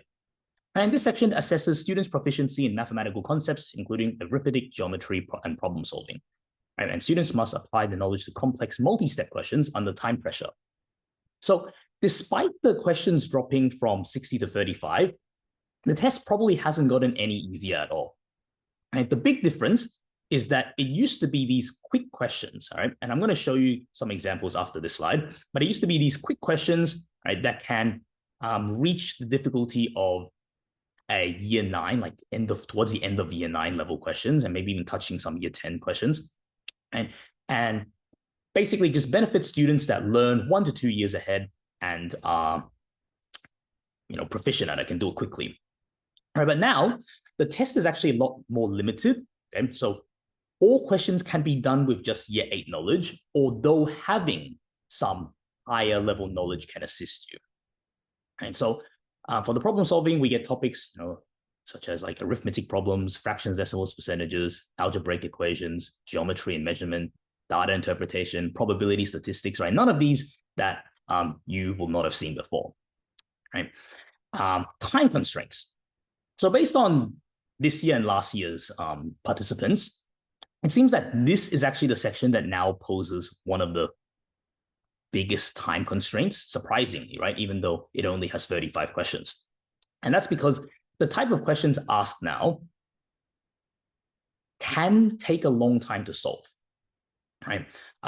They're problems that if you know a shortcut, right? If you have the knowledge, if you're used to the problems, you might be able to get around it a lot more quickly. But if you don't have the knowledge, you're not used to certain strategies, then you can be stuck there for a long time, right? Because even though 30 minutes, 35 questions is a lot slower than the other sections, except for reading comprehension, it's still pretty quick when you compare it to an ICAS or NAPLAN test where you're getting over 1 minute per each question, right?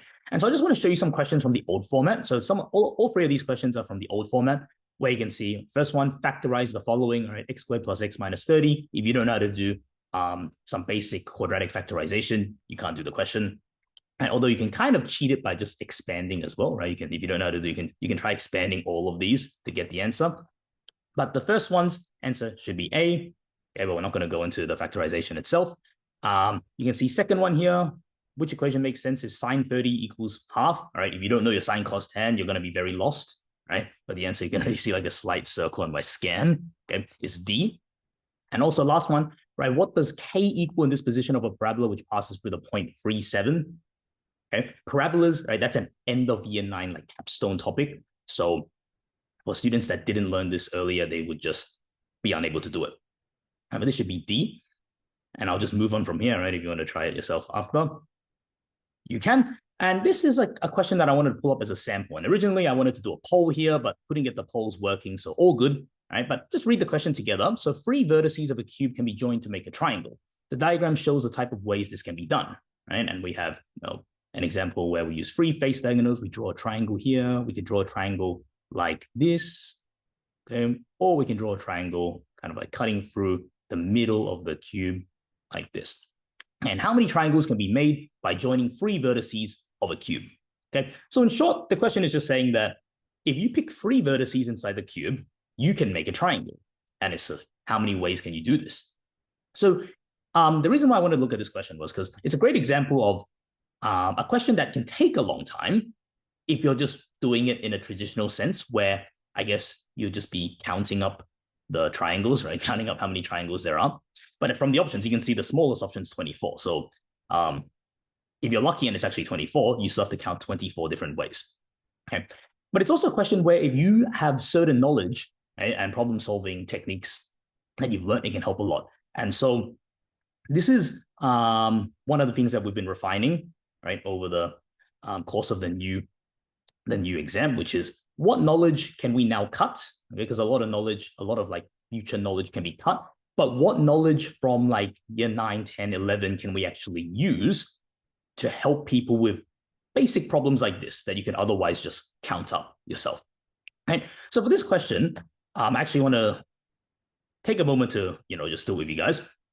You can actually do it quite quickly if you know how to do a year 11 technique. That's actually not hard at all. I say year 11, but it's not hard at all. It's one of the easiest things of year 11. It's just that the Australian curriculum will teach it to you in year 11. Right? And so since this question is basically just choose 3 corners to make a triangle, right? Any 3 corners make a triangle. If you just think of these as like 3 different corners, let's say this is corner 1, corner 2, corner 3, right? Or like corner 4 here, corner 5, corner 6, corner 7, corner 8, right? We can just do this question by doing like 8 times 7 times 6, right? Because there's 8 ways to choose 1 corner, 7 ways to choose a second corner, 6 ways to choose a third corner. But we're not done yet, because if we just do this, it'll be 336, which is not actually the answer. Because by doing just 8 times 7 times 6, if we look at this cube here, which uses corners 1, 2, and 3, right? It doesn't actually take into account that, I could have selected 1, 2, and then 3. Let's make that a bit bigger. Right. I could have selected 1, 3, and then 2. I could have selected 2, 1, and then 3, 2, 3, and 1, 3, 1, 2, 3, 2, 1, right? And all of these are actually just the exact same corners, which make the exact same triangle, right? So out of these 336, we have a lot of like repeating triangles that are just the exact same thing. And so what we can do is using combinations, which is a year 11 topic, but doesn't deserve to be, right? We just go 336 and we will divide it by 6. Now you can do it like what I just did here, but the other way you can find the 6 is it's simply just 3 times 2 times 1, okay? Because we chose 3 numbers. If we chose 4 numbers, it'd be 4 times 3 times 2 times 1. Right? So 336 divided by 6 equals 56. So I know I talked for quite a while, but if you kind of understand what you're looking for when you first read the question, you don't have to grow up, you don't have to write out these numbers, you don't have to write out these numbers. You can just go straight into, I understand it's going to be a combination type question because I'm basically just trying to pick 3 corners while avoiding the repeated corners, right? Repeated combinations. All right, so that's that. So on to my closing remarks. Basically, before I wrap up, I just want to give a message to those of you that don't have a lot of confidence, because that could be a lot of you that might see the exam as something that's really hard. And yes, it's difficult, but even though academically strong students will have an edge, right? It definitely helps to be good at writing. Definitely, if you're advanced at maths, you can do better in the maths section. But the selective school exam is a different challenge to everyday school. As you've seen so far with some of the sample questions, a lot of what's tested, such as the aptitude questions in reasoning, or being able to write a great essay in such a short amount of time, isn't something most students, even top ones, are used to dealing with. And so that's why preparation really matters. With the right focus and practice, even students who feel like they're a bit behind can absolutely catch up and perform well, because even the good students need to adapt their skills to this type of exam. And if they don't, they will fall behind as well. We've seen it time and time again. Students who thought that they'll never make it ended up doing well because they tackled the specific skills that are needed for this exam. So don't feel discouraged if you're not at the top of your class right now. What really counts is the effort you put in from this point forwards. And we're here to help you every step of the way with tools, practice, and support that'll give you the best shot at success. And if you've got any questions, feel free to stick around for after David's talk and ask us questions. And even beyond this talk, you can still send us a message. And thank you. Okay, thank you so much. Thank you, Darren. Darren 是我们一个非常非常好的老师哈，他真的是非常有耐心。有的时候有些孩子在上完课之后会把他抓住，留他半个小时、1个小时继续问问题，他都是很有耐心回答，特别特别好的一个老师。好，现在轮到我们的 David， 非常非常感谢一直到现在还留在这个 seminar Zoom Classroom 里的所有的家长和孩子们，我相信这是你们一个非常非常好的获取一个很特别的人生经验的一个夜晚，好不好？现在呢，我们有请我们的 David 老师，有请，谢谢，谢谢。Awesome, thanks, Mandy. 好的，各位家长好啊，我是 David， 我是这个 John Monash Science School。sorry， 我是 John Monash Science School Prep Course 的老师。之后我先做一下自我介绍。我是于2022年毕业于 John Monash Science School 之后，我取得了99.75的 ATA 分数。我高中的时候学了3个语言分别是英语、日语和中文，之后2门数学中数和高数，之后还有1门化学同时呢，我在高中时期也参加过很多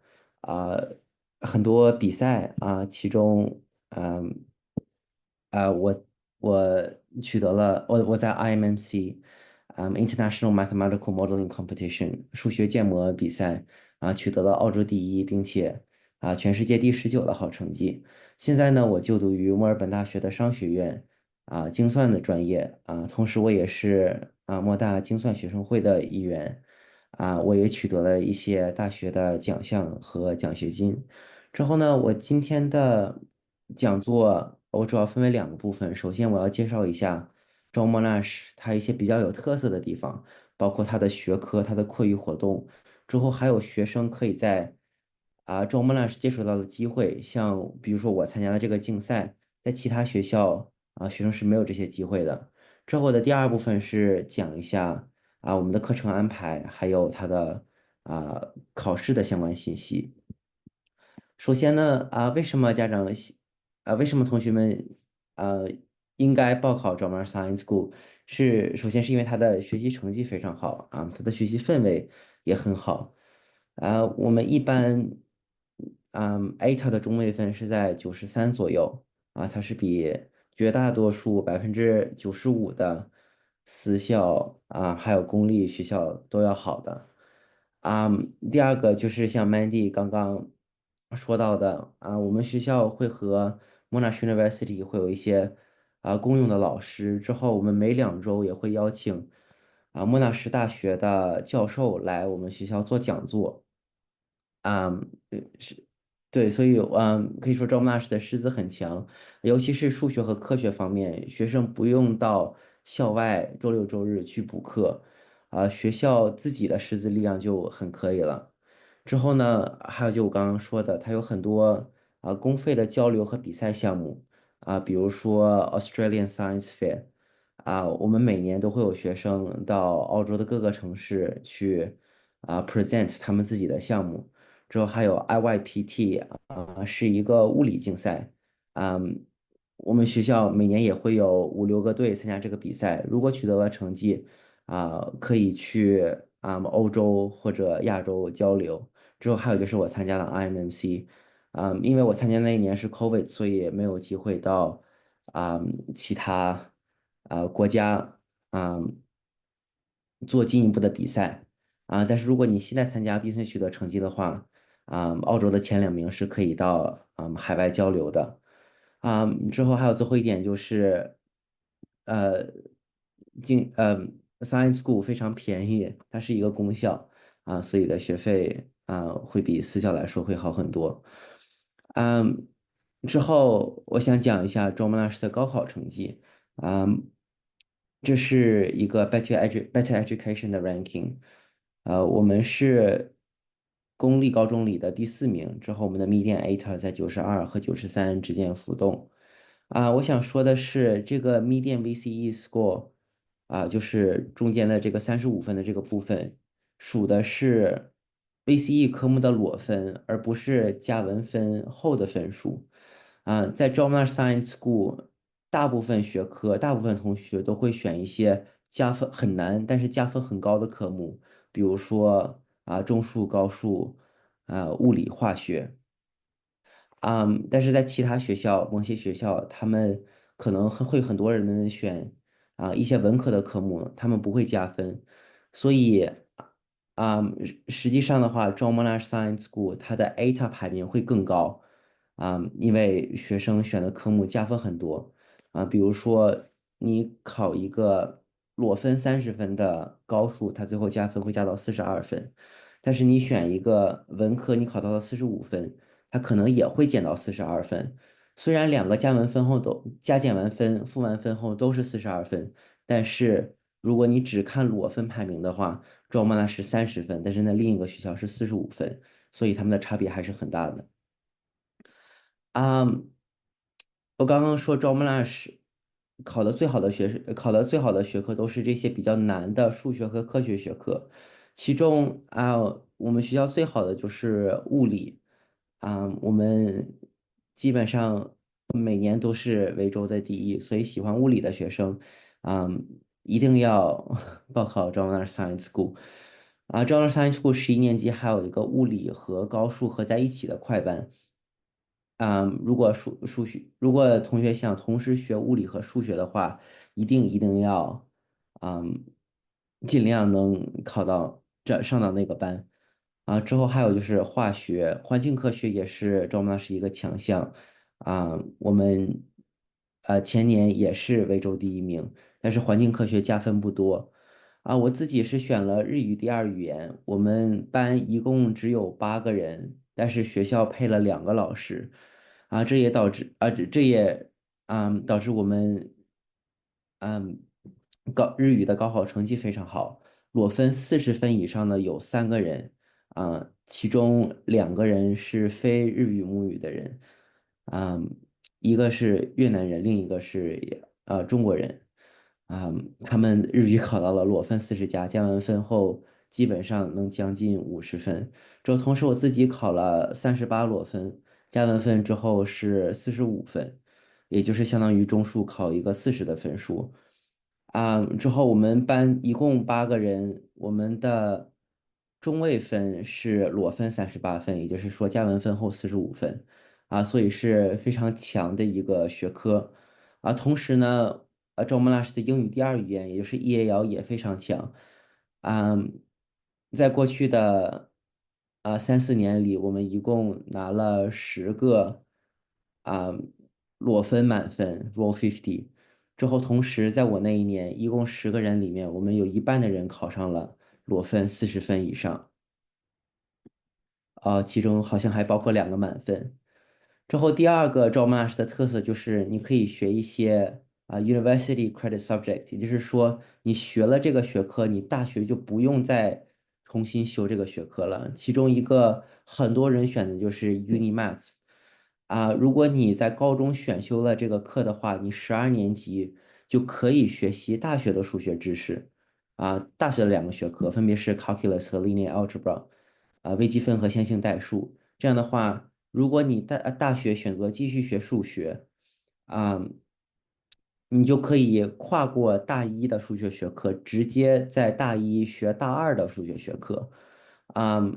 同样的，我们还有物理、化学，生物、心理学。第二种 University Credit Subject 是这个，也是 Max 讲到的 VCE Algorithmics，也就是算法课。对，如果你学了这个课的话，你大学就可以少学一科，因为它的知识其实是大学的知识，只不过下放到高中来。Max 也聊到了 Science Electives，也就是赵木拉10年级学生可以选的科学选修课。这是赵木拉一大亮点。在10年级的时候，每个学生要选3个科学选修课，就从这个 list 里面选，同时加上一个必修的编程课，我们叫 Data Science Electives。科学选修课有很多很多的东西，主要是让学生了解现在最前沿的科技。比如说我自己非常喜欢的一个课就是 Medical Physics，它是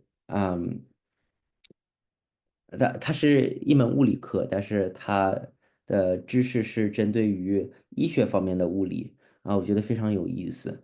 同时，想学医学的学生可以学medical physics，还有 microbiology，喜欢 biology 学生可以学，还有 pharmaceutical science 制药科学。同时我还选了 Nature of Beauty of Mathematics，它会简单带学生过一些非常有意思的数学理论。比如说派里面的话，它 contain all the possible number combinations。你可以在派里面找到自己的生日，你可以找到任何一组数字，因为它是一个无限不循环的小数。同时我们还了解了很多很多其他的东西。啊、如果你不参加这个课的话，你可能大学才能学到这些东西。还有很多天文学，还有材料科学，很多很多其他的课，感兴趣的，学生或者家长可以课后联系我，我会跟大家进一步讨论，每个课都教什么，还有学生可以怎么，为什么学生会从这节课里 benefit。其次还有学校的课余活动，这个是每周三下午，和很多其他的公司校一样，学校会组织很多课余活动。它不仅有音乐，现在还有音乐，有舞蹈、音乐，还有什么摄影，还有很多很多的体育，我拿紫色框圈起来的都是体育。有，基本上什么都有。它还有很多更，我觉得更有意思的，也是我自己选的，比如说 mathematics modeling，也是数学建模课。我也是通过这个课认识到了很多朋友，之后我们一起参加数学建模的比赛，并且取得了很多好成绩。同时还有 Olympia Training Workshop。如果说大家想在高中做一些奥林匹克比赛的话，可以参加这个 co-curricular course。我们学校是邀请毕业生回来教大家，比如说数学奥林匹克或者化学物理奥林匹克的一些知识同时对你从这些课里面比如说 game development 你可以了解编程一些比较前沿的知识。还有比如说这种 Advanced with Data，你会了解到 Data Science 或者和 AI 相关的知识。之后这些是在周末是可以选的学科，大部分学科都是数学和科学相关的。嗯，还有还有很多比如说文科学科，像 history literature，还有 geography，在周末老师也都是可以学的。其中我觉得比较有特色的就是这个 algorithmic 算法课 d r o m a n 是不 offer 普通编程课的，啊、所有编程的学科都要学这个 algorithmics 的课，维中一共好像就只有3个学校 offer 这个课，之后大部分的学生都是从 John Monash 考的。John Monash 教这个课的老师也是编写这个学科的教学大纲的人。所以 John Monash 一般在这个学科都的成绩都非常好。之后我也非常推荐以后想做关于数学编程或者AI 相关的对这些方面感兴趣的学生学一下这个课。我当时自己没学，但是我在大学也要学一些关于算法的知识。之后还有 extended investigation 是科学高中的一个特色也就是说，它这个学科没有考试，是比较容易拿分的一个课。你需要自己做一个实验，之后写一个报告，之后把这个 present 给考官。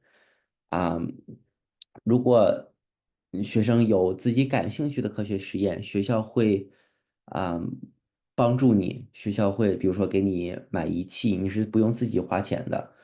嗯，喜欢做实验的同学，我也非常推荐这个课。同时还会有一些普通的商科的课，比如 accounting、economics。以后想学商的同学也可以来找我们老师，并且选这些课。之后的话，我自己为什么选择招 Monash 呢？我自己的初中，我7到9年，我是7年级从中国来到澳洲，之后我来的时候是读了3年的私校 Wesley College，之后我10年级选择去这个科学高中，主要是有3个原因。首先，Wesley College 它是一个 IB 学校，而我知道。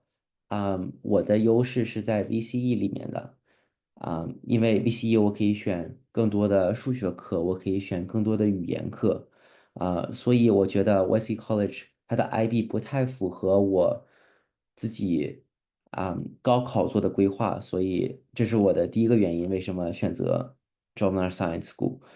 啊、第二个原因是因为他的老师更好。我觉得之前我学的老师，尤其是数学和科学老师，可能水平还赶不上初中的我。嗯，但是科学高中老师就非常非常厉害了，他们很多老师很多老师是博士是有博士学位的。之后还有一些老师，他们是同时教一些大学的课，同时教一些高中的课。所以师资力量很强。我觉得我在 John Monash 可以受到更好的教育，而且我还可以遇到一些和我兴趣相同的同学，这样我们可以高中的时候一起学习。第三个就是学费的问题。私校一般是4万5，我当年是4万5澳币1年的学费。之后我刚到中曼海市的第一年是300多刀的学费，所以差非常非常多。对，之后 John Monash 和一些其他私校学习方面的话也占优势。我拿出了 Coffee Grammar School，是大家公认为私校里面学习较好的一所学校。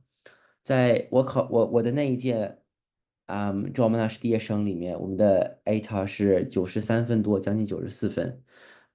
但是我们 compare 到 Coffee Grammar 的话，他们是只有86.1分。啊、所以我想说还是比差很多的。虽然在 Better Education 上，你看裸分的分数差不多，但是因为 John Monash 我们有中数高数，我们有更多的人选科学学科，所以我们会加很多分，导致我们的 median ATA 会比其他学校高很多。最后我就想简单过一下入学考试的内容。John Monash 一共有啊，John Monash exam 分5个考试。其中有数学、逻辑推理是啊、偏向理科的课，还有一个科学science reasoning 是考验学生嗯的科学知识。之后还有2篇写作是科学报告和科学说明文。我觉得数学和逻辑推理和其他，比如说奖学金考试或者精英高中的考试差不多，但是科学写作是很多学生没有接触过的，也是我们这个 preparation course 会关注的，3个考试。我自己写了一些科学说明文和科学报告的材料，之后我也会同时嗯，对我们科学课的话有很多 ICAS 的题，嗯，which is which is very similar to the actual John Monash entrance exam. Um, yeah, okay, I'll go to the next slide since the time's running up. Okay, 在考试之后，考试一般是3、4个小时。考试之后会有大概500到600个学生进入到下一轮，也就是面试。面试的话一般是 Term 4。面试一共会有500到600个人，之后10年级的话只会收这应该是225个学生。其中一半是男生，一半是女生。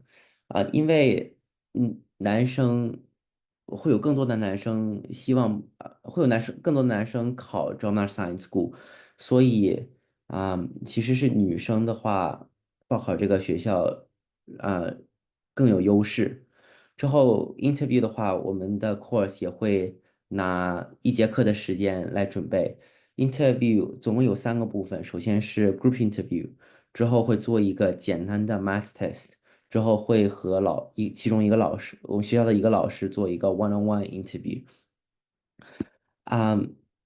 去年的话，我们是做了一个3个小时的 interview workshop，之后我还和每个学生单独做了一个1对1的面试模拟。最后嗯，对，最后一个 slide 是为什么我希望大家选择我们首先我就是刚刚说的 ICAS 科学和数学题，其实和 John Monash 的考试非常像，而且我们学校是ICAS 的一个授权考点，所以我们会把一些 ICAS 的经验总结给学生，并且让学生过一些 ICAS 的考题。之后我们非常熟悉 John Monash 的考试和录取规则。我自己是参加了 John Monash 的考试，而且在过去2年，我也有很多学生也参加了10年级和11年级的考试，所以我们每一次都是在不断 update 呃我们的教材，还有我们的PowerPoint。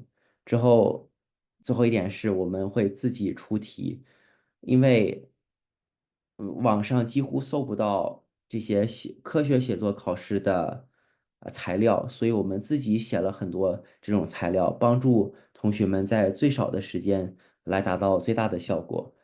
最后呢，我们会 provide personalized support。学生们可以随时 email 我他们自己不会的题，之后我一般都会在1天之内回复学生。同时，我们每一周都会给学生writing prompts，他们在家写好了之后会发给我，之后我会把 feedback email 发给他们。最后我们还有最后面试其实是可以说是 John Monash 考试最难的一关。我们不仅有 interview workshop，同时我们还会免费的给所有通过的学生来一个1对1的mock interview。And yeah, I think that's it. I'll leave. Yeah, we're open for questions, and I'll pass it on to Mandy. Thank you.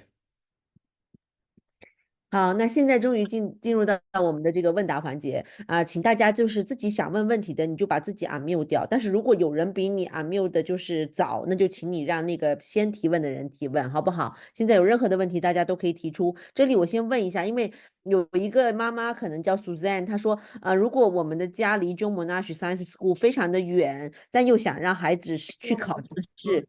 学校会因为我们家住的离学校远而拒绝我们吗？这个问题我来回答，完全不会。墨尔本的4大精英学校和2大精英高中不会因为你的家庭住在什么地方而选择是否录取你，纯粹就是按考试成绩，好不好？然后还有一个家长问的一个问题 ，David，can you just try to answer? In your experience, what are the main difference between year 10, 11, 12 of a SEAL class in the public school compared to John Monash Science School or Selective School?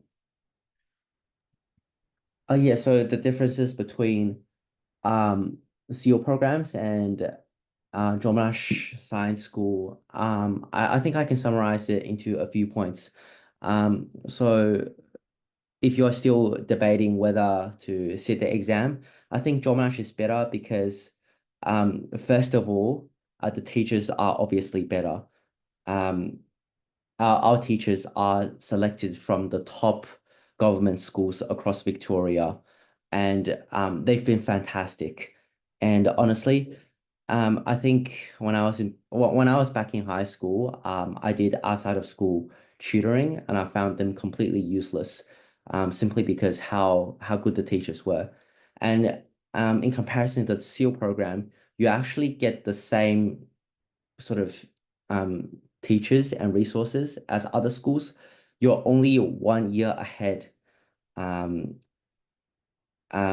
Yeah, and I think that makes a really big difference. In one school, you have better teachers, and in another school, you're simply 1 year ahead, where you're not really getting better teachers or better resources.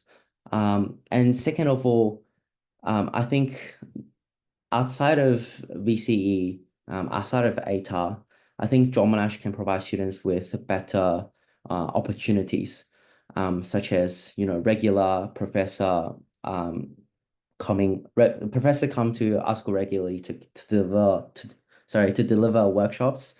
We also have math and science immersion days where students can really find their passion in science, in math, or in other fields, so that they can go into these fields after high school. And that's something you don't usually get in a normal government school or even in SEAL programs.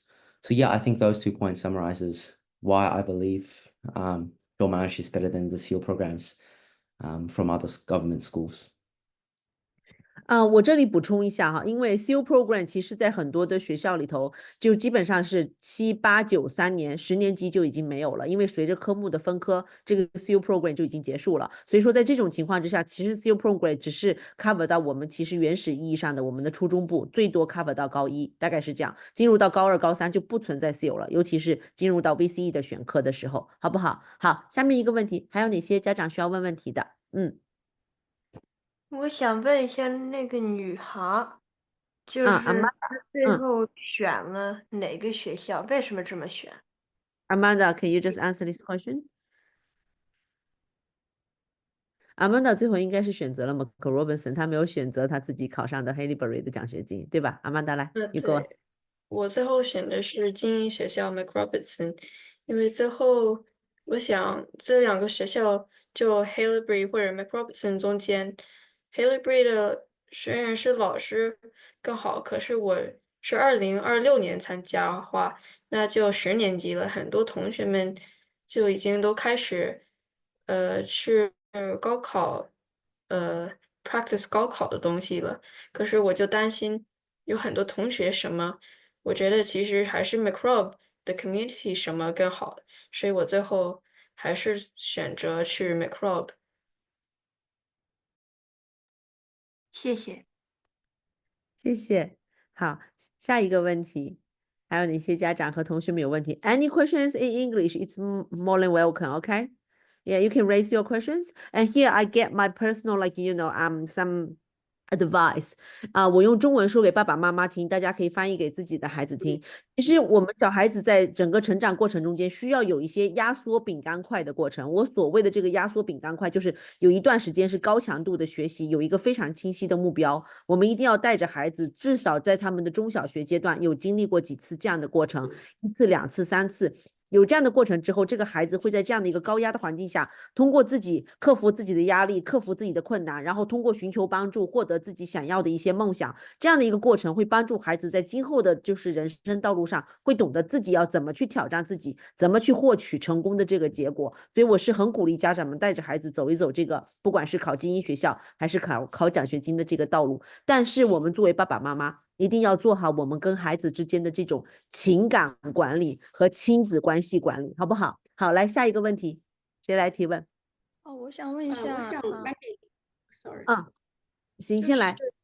OK，就是Selective School 明年8年级的话，跟就是 EQD 的课和那个平时8年级那个课是一样的吗？还是就是不一样，完全不一样。所以如果你明年是要专攻Selective School 的这个课的话，你要单独 EQD 的课就先停掉，单独来报这个 Selective School 的课。EQD 的课明年是在春节过后跟中文学校同时开课，2月初开课，但是 Selective School 的课1月底就开课了，因为我们一定要保证20周的课时，因为量非常非常大，孩子们要学很多的东西。我们从今年的考试中间得到了一个经验，是非常非常有意思。ACE 考试的数学板块，数学是蛮难的，而且里头有一些题目还涵括了奥数题，所以这些是我们必须要给孩子们 prepare 好的。这一点其实我也非常感谢我们自己学校的很多老师，他们在所有的孩子们考完试之后，我们会去家访，会去找这些我们觉得能够考上的孩子，我们会去问他们考题是考什么，我们要把他们考试之后的这个经验，包括跟我们教材之间的一些差距，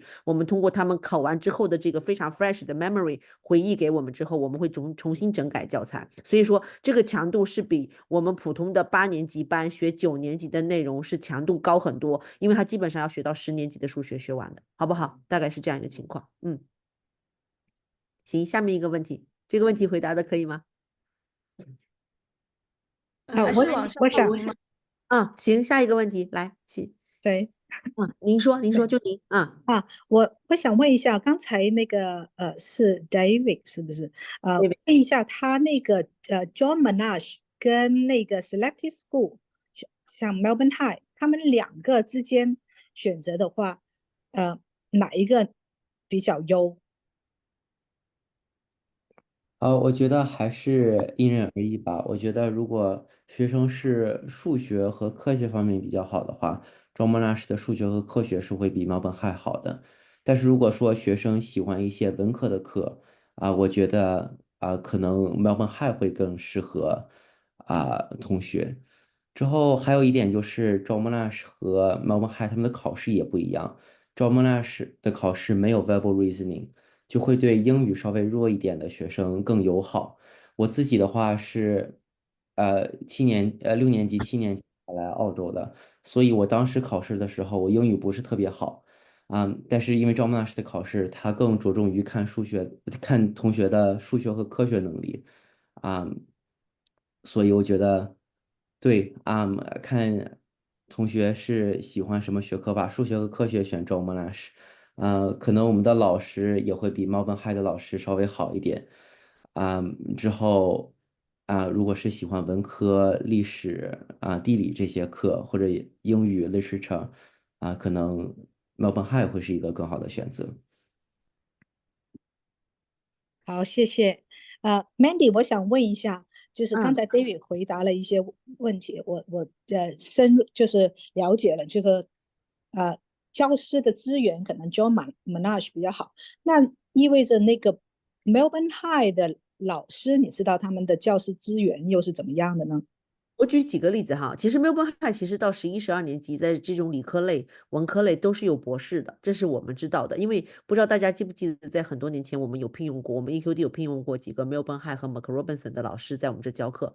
但其实今天就是我们自己学校内部的这个讲座，我其实跟大家实话实说，非常好的很多老师，他们在公校工作，他们不会把所有的精力放在学校教学生，他们会把这个精力带回家，在自己家车库里教他们自己的小班教学，是这样的一个情况。这是现在很多的公校校长们面临的很头疼的问题。那这个问题其实在 John Monash Science School 基本上是遇不到的，因为他们很多非常好的老师其实已经有2份工作，就是大学里头做教授，已经让他们已经有非常好的收入了，然后同时又在他们的这个中学部教课，所以在这种情况下，我个人啊，纯属个人意见 ，John Monash Science School 的老师，我参加过几次他们学校的家长的 parents teacher interview，我觉得水平是非常非常好的。我记得特别牢的是他们那个 IT 部门的 IT 课的一个老师，居然就是莫纳什大学里头的一个副教授，然后他是说我刚刚上完课赶过来给你们开这个家长会，我印象特别深刻，好不好？这是我的个人意见，好吗？好，谢谢你，Mandy。哦，对，补一句，就是 John Monash Science School，他们因为是9考试入学，所以他等于10年级的时候也会给你配很好的老师。但4大精英学校基本上是把最好的老师都留在12年级用，但是 John Monash Science School 基本上是10、11、12都会给你很好的老师。OK，是这样的。好，明白，谢谢。OK，好，下一个家长。哎，我想问一下，那个啊就是刚才说的那个 Monash，考 Monash 高中的话，它是 writing 是主要是考那个科学的论文嘛，就是科学报告嘛。那对，么它是后面的学习和那个 VCE 高考也是，就是会偏重在科学报告这一块儿吗？就是还是说跟普通的那种 writing 的要求是一样的？我就有点你 confused，现就是说，在问的是你现在问的是考试，就是入学考试的这个 writing，还是在问后期 VCE 的 writing 啊？我就觉得很奇怪，因为他入学考试的时候是不是主要考科学报告嘛，对，对吧？那嗯。如果是他 select 学生的时候偏重在写科学报告，那么他后面的教学和为了应付这个高考的这个他的教学也是集中在这个科学报告这个领域是，呢，还是说当然不是，当然不是，只是现他还是要在跟还是要根据维省的教学大纲，还是要根据 VCE 的教学大纲。你英文该怎么考，科学该怎么考，该怎么考就是什么考。你的卷子跟其他学校卷子统考卷是一模一样的，不会说因为你这个当时选拔入校的时候用的卷子是比较侧重科学报告，导致你后面的教学都是侧重科学报告。不是的，完全不是，只是他们通过科学报告这种考试形式来筛选比较适合进行科学科目学习的、具有科学逻辑思维方式的孩子。我这么解释能不能明白？OK，也理解，OK，好，谢谢，好，OK，好，下一个家长。请问 Mandy，这个嗯 John Monash 考试的备考的时候，是不是要提前学很多 science 方面的知识呢？来，David 老师，请回答。其实他不会考的特别超前。9年级考10年级的话，你不用学到10年级的科学知识，9年级的就够了。但是问题是，每个学校它科学，它这个进度不一样很多学校可能在第一学期学比如说 immune system，有些学生在第4学期学 immune system，但是因为你考试是在第2学期，所以学生要把9年级所有的科学知识全部学掉这也是为什么我们的 course 在15周我们会把8、9年级的content 科学 content 分为13个板块之后，我们1周会过一个板块，这样的话就是参加这个 preparation course 的学生他们他们能 cover 掉所有的科学 content，这样的话，他们相比于其他没有上过这个课直接去考试的学生来说，他们对他们就更 better prepared，I think。好，谢谢。对，我这里补充一下因为是这样子，就是在我们的高中7、8年级的时候，科学科目是就是综合的1本书、1、2本书在教，一般就是有些学校会用剑桥版本的那些书，但是每个学校根据老师的教学进度真的会有很大的差异。我见过私校居然在9年级快结束的时候，这本书整个老师只教了1/3，还有2/3的内容还没有教。我们私校有家长因为这个事情还跟私校写信投诉抗议，是这样一个情况。所以说他的教学进度是因为各个科目的老师他自己的教学习惯和自己个人的这个怎么说呢？个人的师德吧。我觉得是有受这个影响的，所以说导致虽然说其实你听起来我只要学到9年级结束的这个内容，但实际上也许你在学校里头根本学不到这样的考试的进度，所以我们这个课程要保证我们在半年的时间里要把到9年级年底所有你应该学完的各个板块的知识，从生物到物理到化学各个板块我们都得教你。所以我看到他们这个备考的材料里头，从心脏的这个心房的组织啊，然后到这个物理的这个摩擦力度啊，然后再到化学的一些就是比如说催化剂的东西，什么都有涉及，所以说是非常重要的这个备考。就是这一块的备考跟普通的奖学金的备考和精英高中的备考是完全不一样的，的确是有专门化的这个知识的提炼和训练的，好不好？谢谢。谢谢。曼妮老师，我想请问一个问题。嗯，我想问一下，如果是 Scotch College 可以拿到奖学金，相对于这个4大精英高中或者是John Monash 的话，您有什么推荐？我极少见到，几乎没有吧，在我从业的这么10几年里头，没有见过拿到 Scotch 奖学金的孩子离开 Scotch 去别的学校。因为我目前为止知道 Scotch，即便是老校长走了之后，他主管他们的数学的这个Math 的这个 Head 还是这个剑桥大学的那个博士，他非常注重他们的数学，而且 Scotch College 是有给他们数学最好的几个孩子组织小班的，是一个8人教学班，所以 Scotch College 可以给到孩子足够好的物理、数学、理科的资源，孩子们是一般不离开的。拿到奖学金的，我指的是拿到奖学金。但我有见过 Scotch College 的孩子没有拿奖学金的，8考9考到了精英学校去的，好不好？但是如果孩子相对来说数学可能未必比英语更强呢？但是我觉得 Scotch College 已经给到你们很好的资源。如果你在 Scotch，你应该知道你有一个英文老师是耶鲁大学的，对不对？他在负责高年级组的英文。所以说，其实 Scotch College 里头这块的资源还是非常强的，好不好？尤其你们就是现在的新校长本身就是文科背景的，所以肯定也是会很注重英文这一块的，所以不用担心。其实现在很多原来数学强的家长是在担心说，会不会因为这位校长的进入，导致这个学校以后的分项标变得不一样了，不再像以前那么重视数学了，而是重视英文和这个其他的就是humanity 的这种综科类，好不好？谢谢。没问题。行，还有问题吗？爸爸妈妈？我还想再问一下，就是说John Monash 是9考10，是在9年级的 Term 2考试，是这样吗？6月15号，一般是6月的第2个星期六。就是9年级的嘛，是吧？那如果我们现在是7年级嘛，那么是应该什么时候就是到你们这边就是做这个考试的补习准备呢？是明年1月份来了就开始，还是说只是提前半年进行准备就行了？目前这个高强度的班是提前半年，也就是6月份考试的时候 ，David 老师是1月份开这个班。但是 David 老师，你给大家一些建议吧，按你目前教学的状态，包括这些孩子们的水平，你觉得什么时候开始准备会比较好？我觉得或者你们这边有没有课？就比如说我明年即使想开始，你们这边有没有就是8年级的？就因为他明年读8年级嘛，有没有针对 John Monash 的相关的这个课给他？这是你回答还是我回答，David？我先简单说一下吧。我觉得如果孩子他目前7年级、8年级，他已经学校很强的话，他是学校里前10%的学生的话，我觉得他可以提前1年来准备John Monash这个考试。因为我也我有今年有一个学生，去年有一个学生，他们都是8年级之后在我这个课和9年级的学生一起上，他们也没有落后很多。但是我想，如果孩子现在不是数学或者科学方面非常强的话，可以自己先自己补一补，之后明年参加赵梦老师的补课班，之后现在的话可以参加一些普通EQD 的课因为我自己也在教 EQD 的数学课我觉得EQD 数学课能给学生打好很好的数学基础，之后考试前再上我现在教的这个班之后冲刺。OK，好的，就是你们可能也没有这么长，就是提前这么长时间的这个 John Monash 的准备班，是吧？就可能其实主要还是提前半年的这个冲刺班。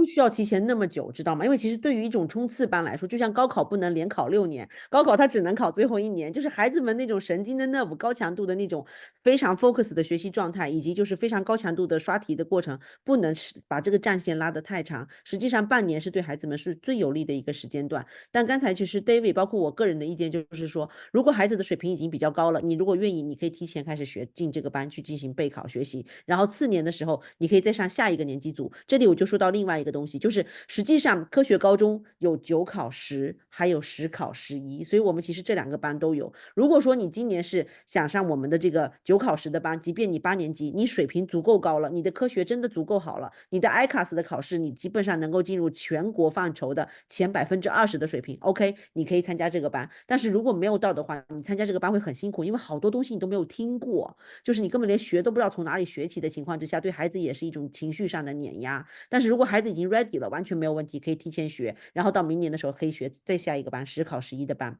那这里正好有个家长又问到一个问题，我就借这个机会回答一下。Uni High 的附属高中那个 Elizabeth Science School 跟 John Monash 之间有一个差别，John Monash 是可以9年级考10年级，但这所学校是10年级考11年级。按照我们已经考取的孩子他们之间回来的分享，我们包括老师的一些经验，相对而言肯定是 John Monash Science School 比 Elizabeth Science 好很多，尤其是老师这一块，好不好？行，那个谁 ，Thomas 妈妈，你还有什么问题吗？我刚才那么回答你的问题。我基本上没有，我理解你们的这个 structure 了。对对，我的想但是法主要就是是什么？我的想法主要是什么？就是说，因为他毕竟还是要，就是比如说提前把Year 9的那个课程学完嘛。如果你把它就是稍微花多一点时间来学这个课程，会比你就是集中在某个时间，就是很短的时间来要把那些全部但是我能问你上来，个问题吗，可能亲爱的？好一点。是这样子的，你听我讲，你的孩子已经在一所非常非常好的学校了。我是说真话，你们家孩子已经在一所非常非常好的学校。他其实要做的就是在自己学校里头，把学校里头教的这些科学啊、数学啊这些东西好好学好来。然后，如果你觉得他在学校里头已经非常强了，其实，在你们那所学校，你只要在学校头部的20%，你其实就可以8年级进来学这个班。你知道我的意思吗？因为你们学校真的已经非常好的学校了，好不好？好的，好，谢谢。没问题，没问题。好。还有什么问题吗，家长们？或者可以鼓励自己的孩子用英文来问啊。我记得去年的这个讲座上的时候，很多的孩子们是用英文来问老师和问同学问题的，好不好？杨老师，您能听到吗？可以听到，您说。我今天白天有去听您的那个讲座，就是我本来有个问题想问的，但是没来得及问。你说晚上就是说在听在 Room 上面那个听这个讲座，就是说我的女儿呢，她呢对那种建筑方面特别感兴趣，就是说建筑设计，因为她从小就这方面就比较有兴趣，所以呢，我现在就想说给她规划一下以后她的这个叫做 career path 这样的一条路。那么我想想，就是说听听你的意见，看看有没有什么一点的可以指点一下迷津的地方，比方说对。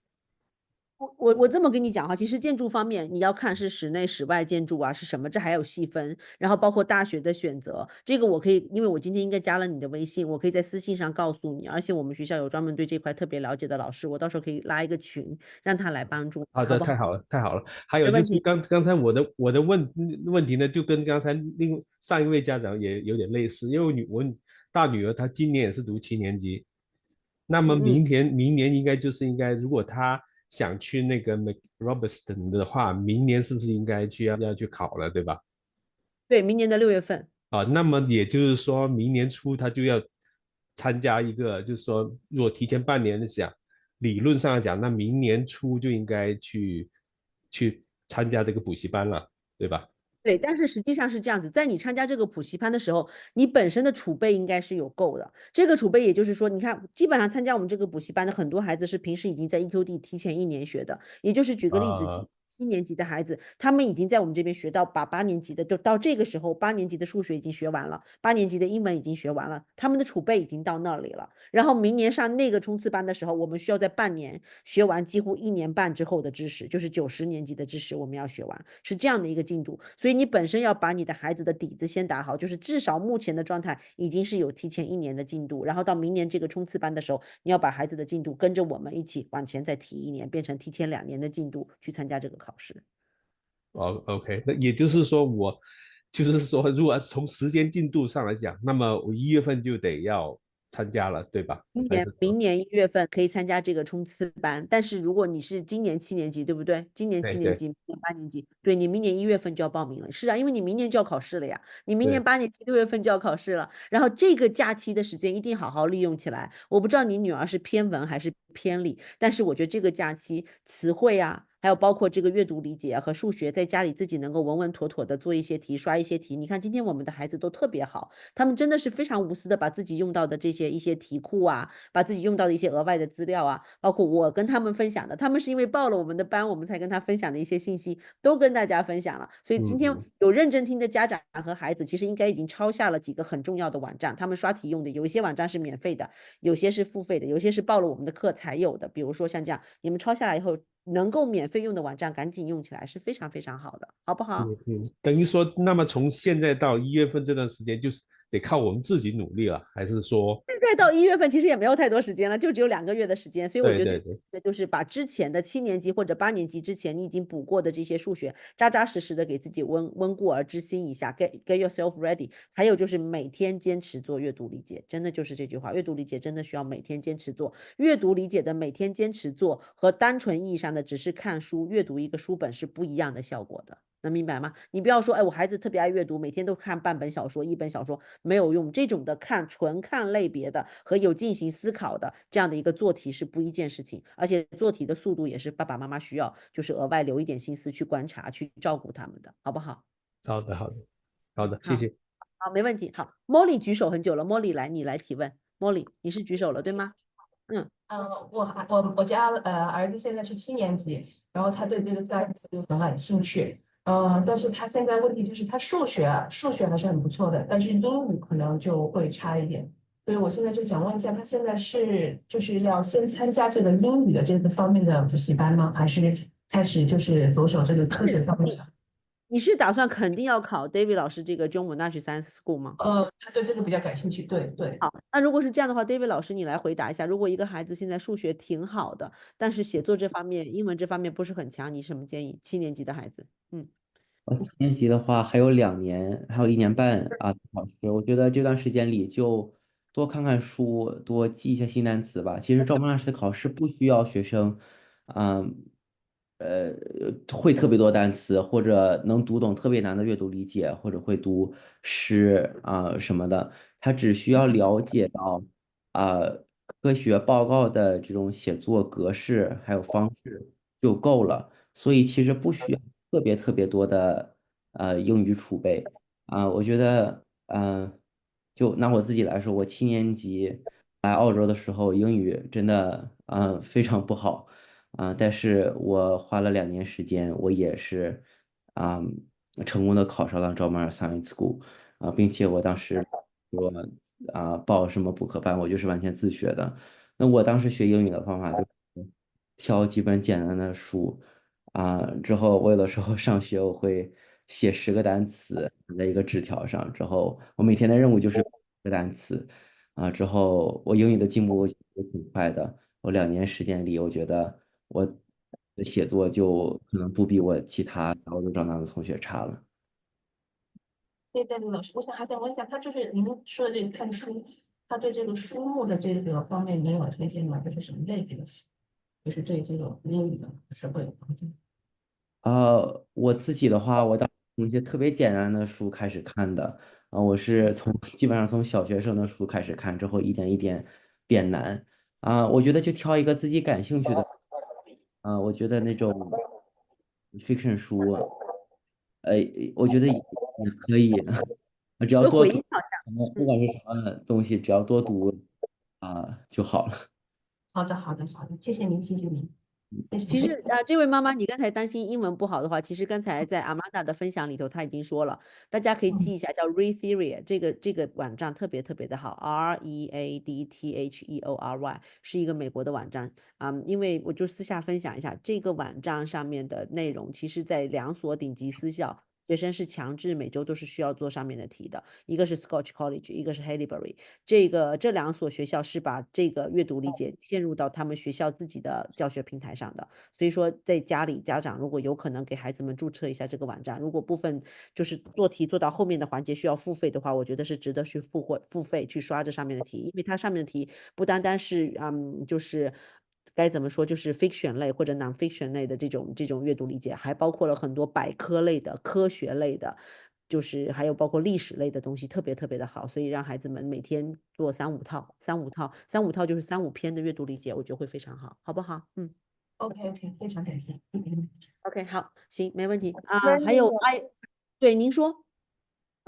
我有一个问题，就是 Haileybury、McRobinson 还有 John Monash Science School 里边哪所学校最好啊 Haileybury、John Monash Science School 和哪一所？McRobinson ？Robinson。你是一个什么样的孩子？我觉得你是一个小孩子，对不对？你几年级了7年级。7年级。那你是一个什么样的孩子？其实你要看哪个学校最好，其实要看哪个学校最适合你。比如说，对于 David 老师来说，肯定是当年的 John Monash Science School 最适合他，因为那所学校本身就非常注重 science 数学这些，而 David 本身就热爱这个，他就热爱。你要他去念一个历史、文学、地理，他念不了。他肯定去不了 McRobinson 去念一些好的文学科目，能明白吗？那就要看你自己的 passion，where is your passion， 在哪里 passion 来？OK，你要去找到我这个。喜欢 science，你喜欢但 science 是有多喜欢呢？我现在在 Haileybury 上，然后我想着要是考 science school 的话，需要多长时间呢？因为我现在在学校的成绩还不错你在 Haileybury 哪个校区？ ，Brighton。OK，我个人觉得，如果你真的很喜欢 science 的话，你真的是可以去考中文大学 Science School，那里你会碰到更多的志同道合、特别热爱科学和数学的孩子。就像 David 老师，他从威斯利 College 那么好的学校，他也是考到了中文大学 Science School 的。真的。好，好不好？然后其实 Haileybury 有非常清楚的，就是 science 考试的这个就是成绩嘛，你不是在那个 portal 上都是可以看到你的成绩嘛？你要确保你的 science 尽量都稳在90分以上。如果是这样的成绩的话，说明 science 是非常好的，你都在90分以上，对不对？均分，对不对？对上个星期对刚刚考完试嘛，是不是？基本上上个星期考了好多考试，对不对？是不是？对对，如果你的均分在90分以上就很好，没有问题的，真的。如果是你就会发现自己最想了解的、最想看的书、最想讨论的话题跟这个都有关，我建议你可以去考中文大学 Science， 而且你可以替爸爸妈妈把这个钱省下来，用这个钱去走天下看世界，好不好？好，好，谢谢。好，谢谢你，谢谢。还有什么问题？大家？如果没有什么问题的话，我们今天晚上分享已经到现在快10点了。刚才有个小朋友有个问题，David 老师，他问你几岁开始学日语的？为什么那么迟开始学日语，还可以学得这么好？快分享一下。我其实是7年级到9年级在 Wesley 学了一段时间日语，但是当时日语学的特别特别慢学校教的特别不好。之后我是10年级 lockdown 的时候，我是自己在网上相当于说自己学的日语，学了1年。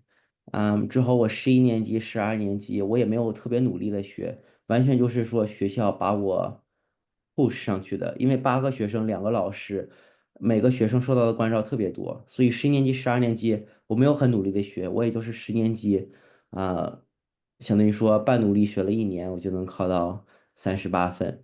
所以我觉得，如果你是10年级才开始学的话，也不晚，因为我基本上是10年级从50音图，嗯，开始就是重新开始学的。之后同时的话，因为我多说一点，就是日语它是1/3是日语1/3是中文借过来的，还有1/3是外来语，大部分都是英语。对于在这儿长大的孩子来说，你会了1/3中文词那些汉字，你也会1/3的英语，也是日语从英语借来的那些词，你只需要再学1/3的日语就好了。所以你和其他人比的话，其实还是很容易的。对，我非常大家学日语之后，日语 VCE 考试的话，嗯，他会给非日语母语的人稍微加一点分，所以你和日语是母语的人比的话，也不是也没有劣势。比如说我和我一个日本同学一起学日语，最后我还考得比他高，因为口语考试的时候，这个考官听出来了他是日本人，所以给他的口语分降了很多，虽然他能说流利的日语。对，所以10年级开始学也不太晚。之后来 John Monash Science School 的话，如果你喜欢看动漫，喜欢日本文化的话，我非常推荐大家选这个日语课。OK，大家刚才作为爸爸妈妈有没有听到？其实 David 老师的话外还有一句话，他有一个自学的过程。其实如果你的孩子已经进入到中学阶段，我在这里特别强烈，家长一定要培养孩子自学的能力。今后自学的能力其实是进入大学阶段一个非常重要的自我成长的能力。所以自学能力，我觉得爸爸妈妈一定要在孩子尚小的时候培养起来。而且自学其实能够真正意义上的学到东西。如果是别人往你的脑袋瓜里头灌输东西的话，其实可能过几天你就忘掉了。但是通过自学，是通过自己的理解和消化、逻辑思考之后，真正的去理解其中的核心含义，记下来的，这个可能会持续的更久，效果会更好，好不好？然后有家长问我们的这个课程什么时候开始？如果明年是8年级的孩子，或者是明年是9年级的孩子，我们这2个备考课程都是在明年的1月底。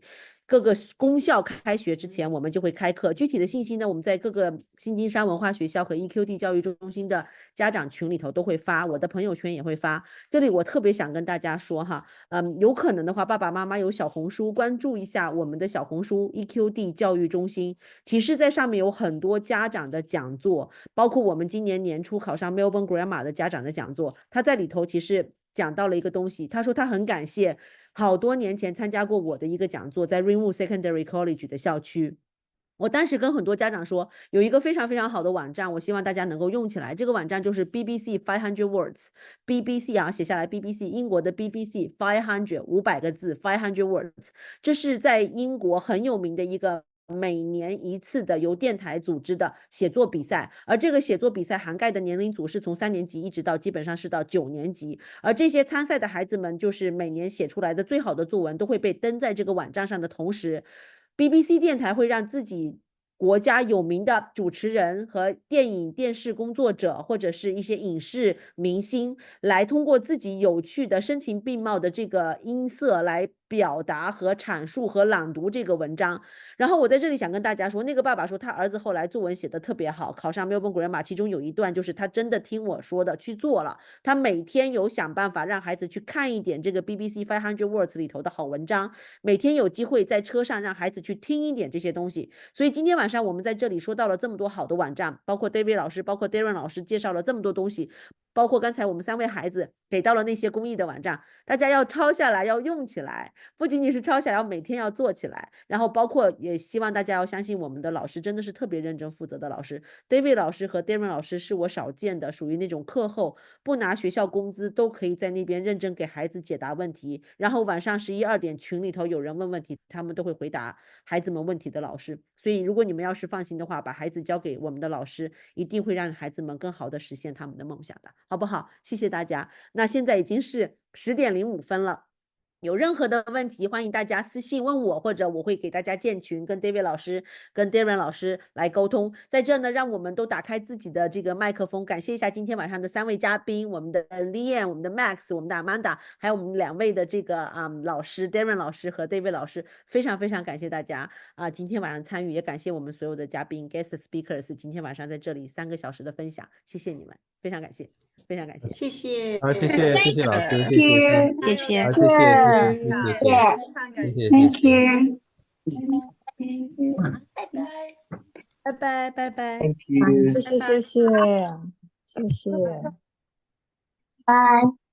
Have a good night。行，好了，那我现在就把这个 meeting end 掉了，你们也辛苦了，早点休息，好不好？谢谢你们。好的。OK， 好，拜拜，谢谢，拜拜，谢谢 Max， Bye。拜拜 Amanda， 拜拜 Liam， Excellent， Thank you， Bye。Thank you Darren， Bye。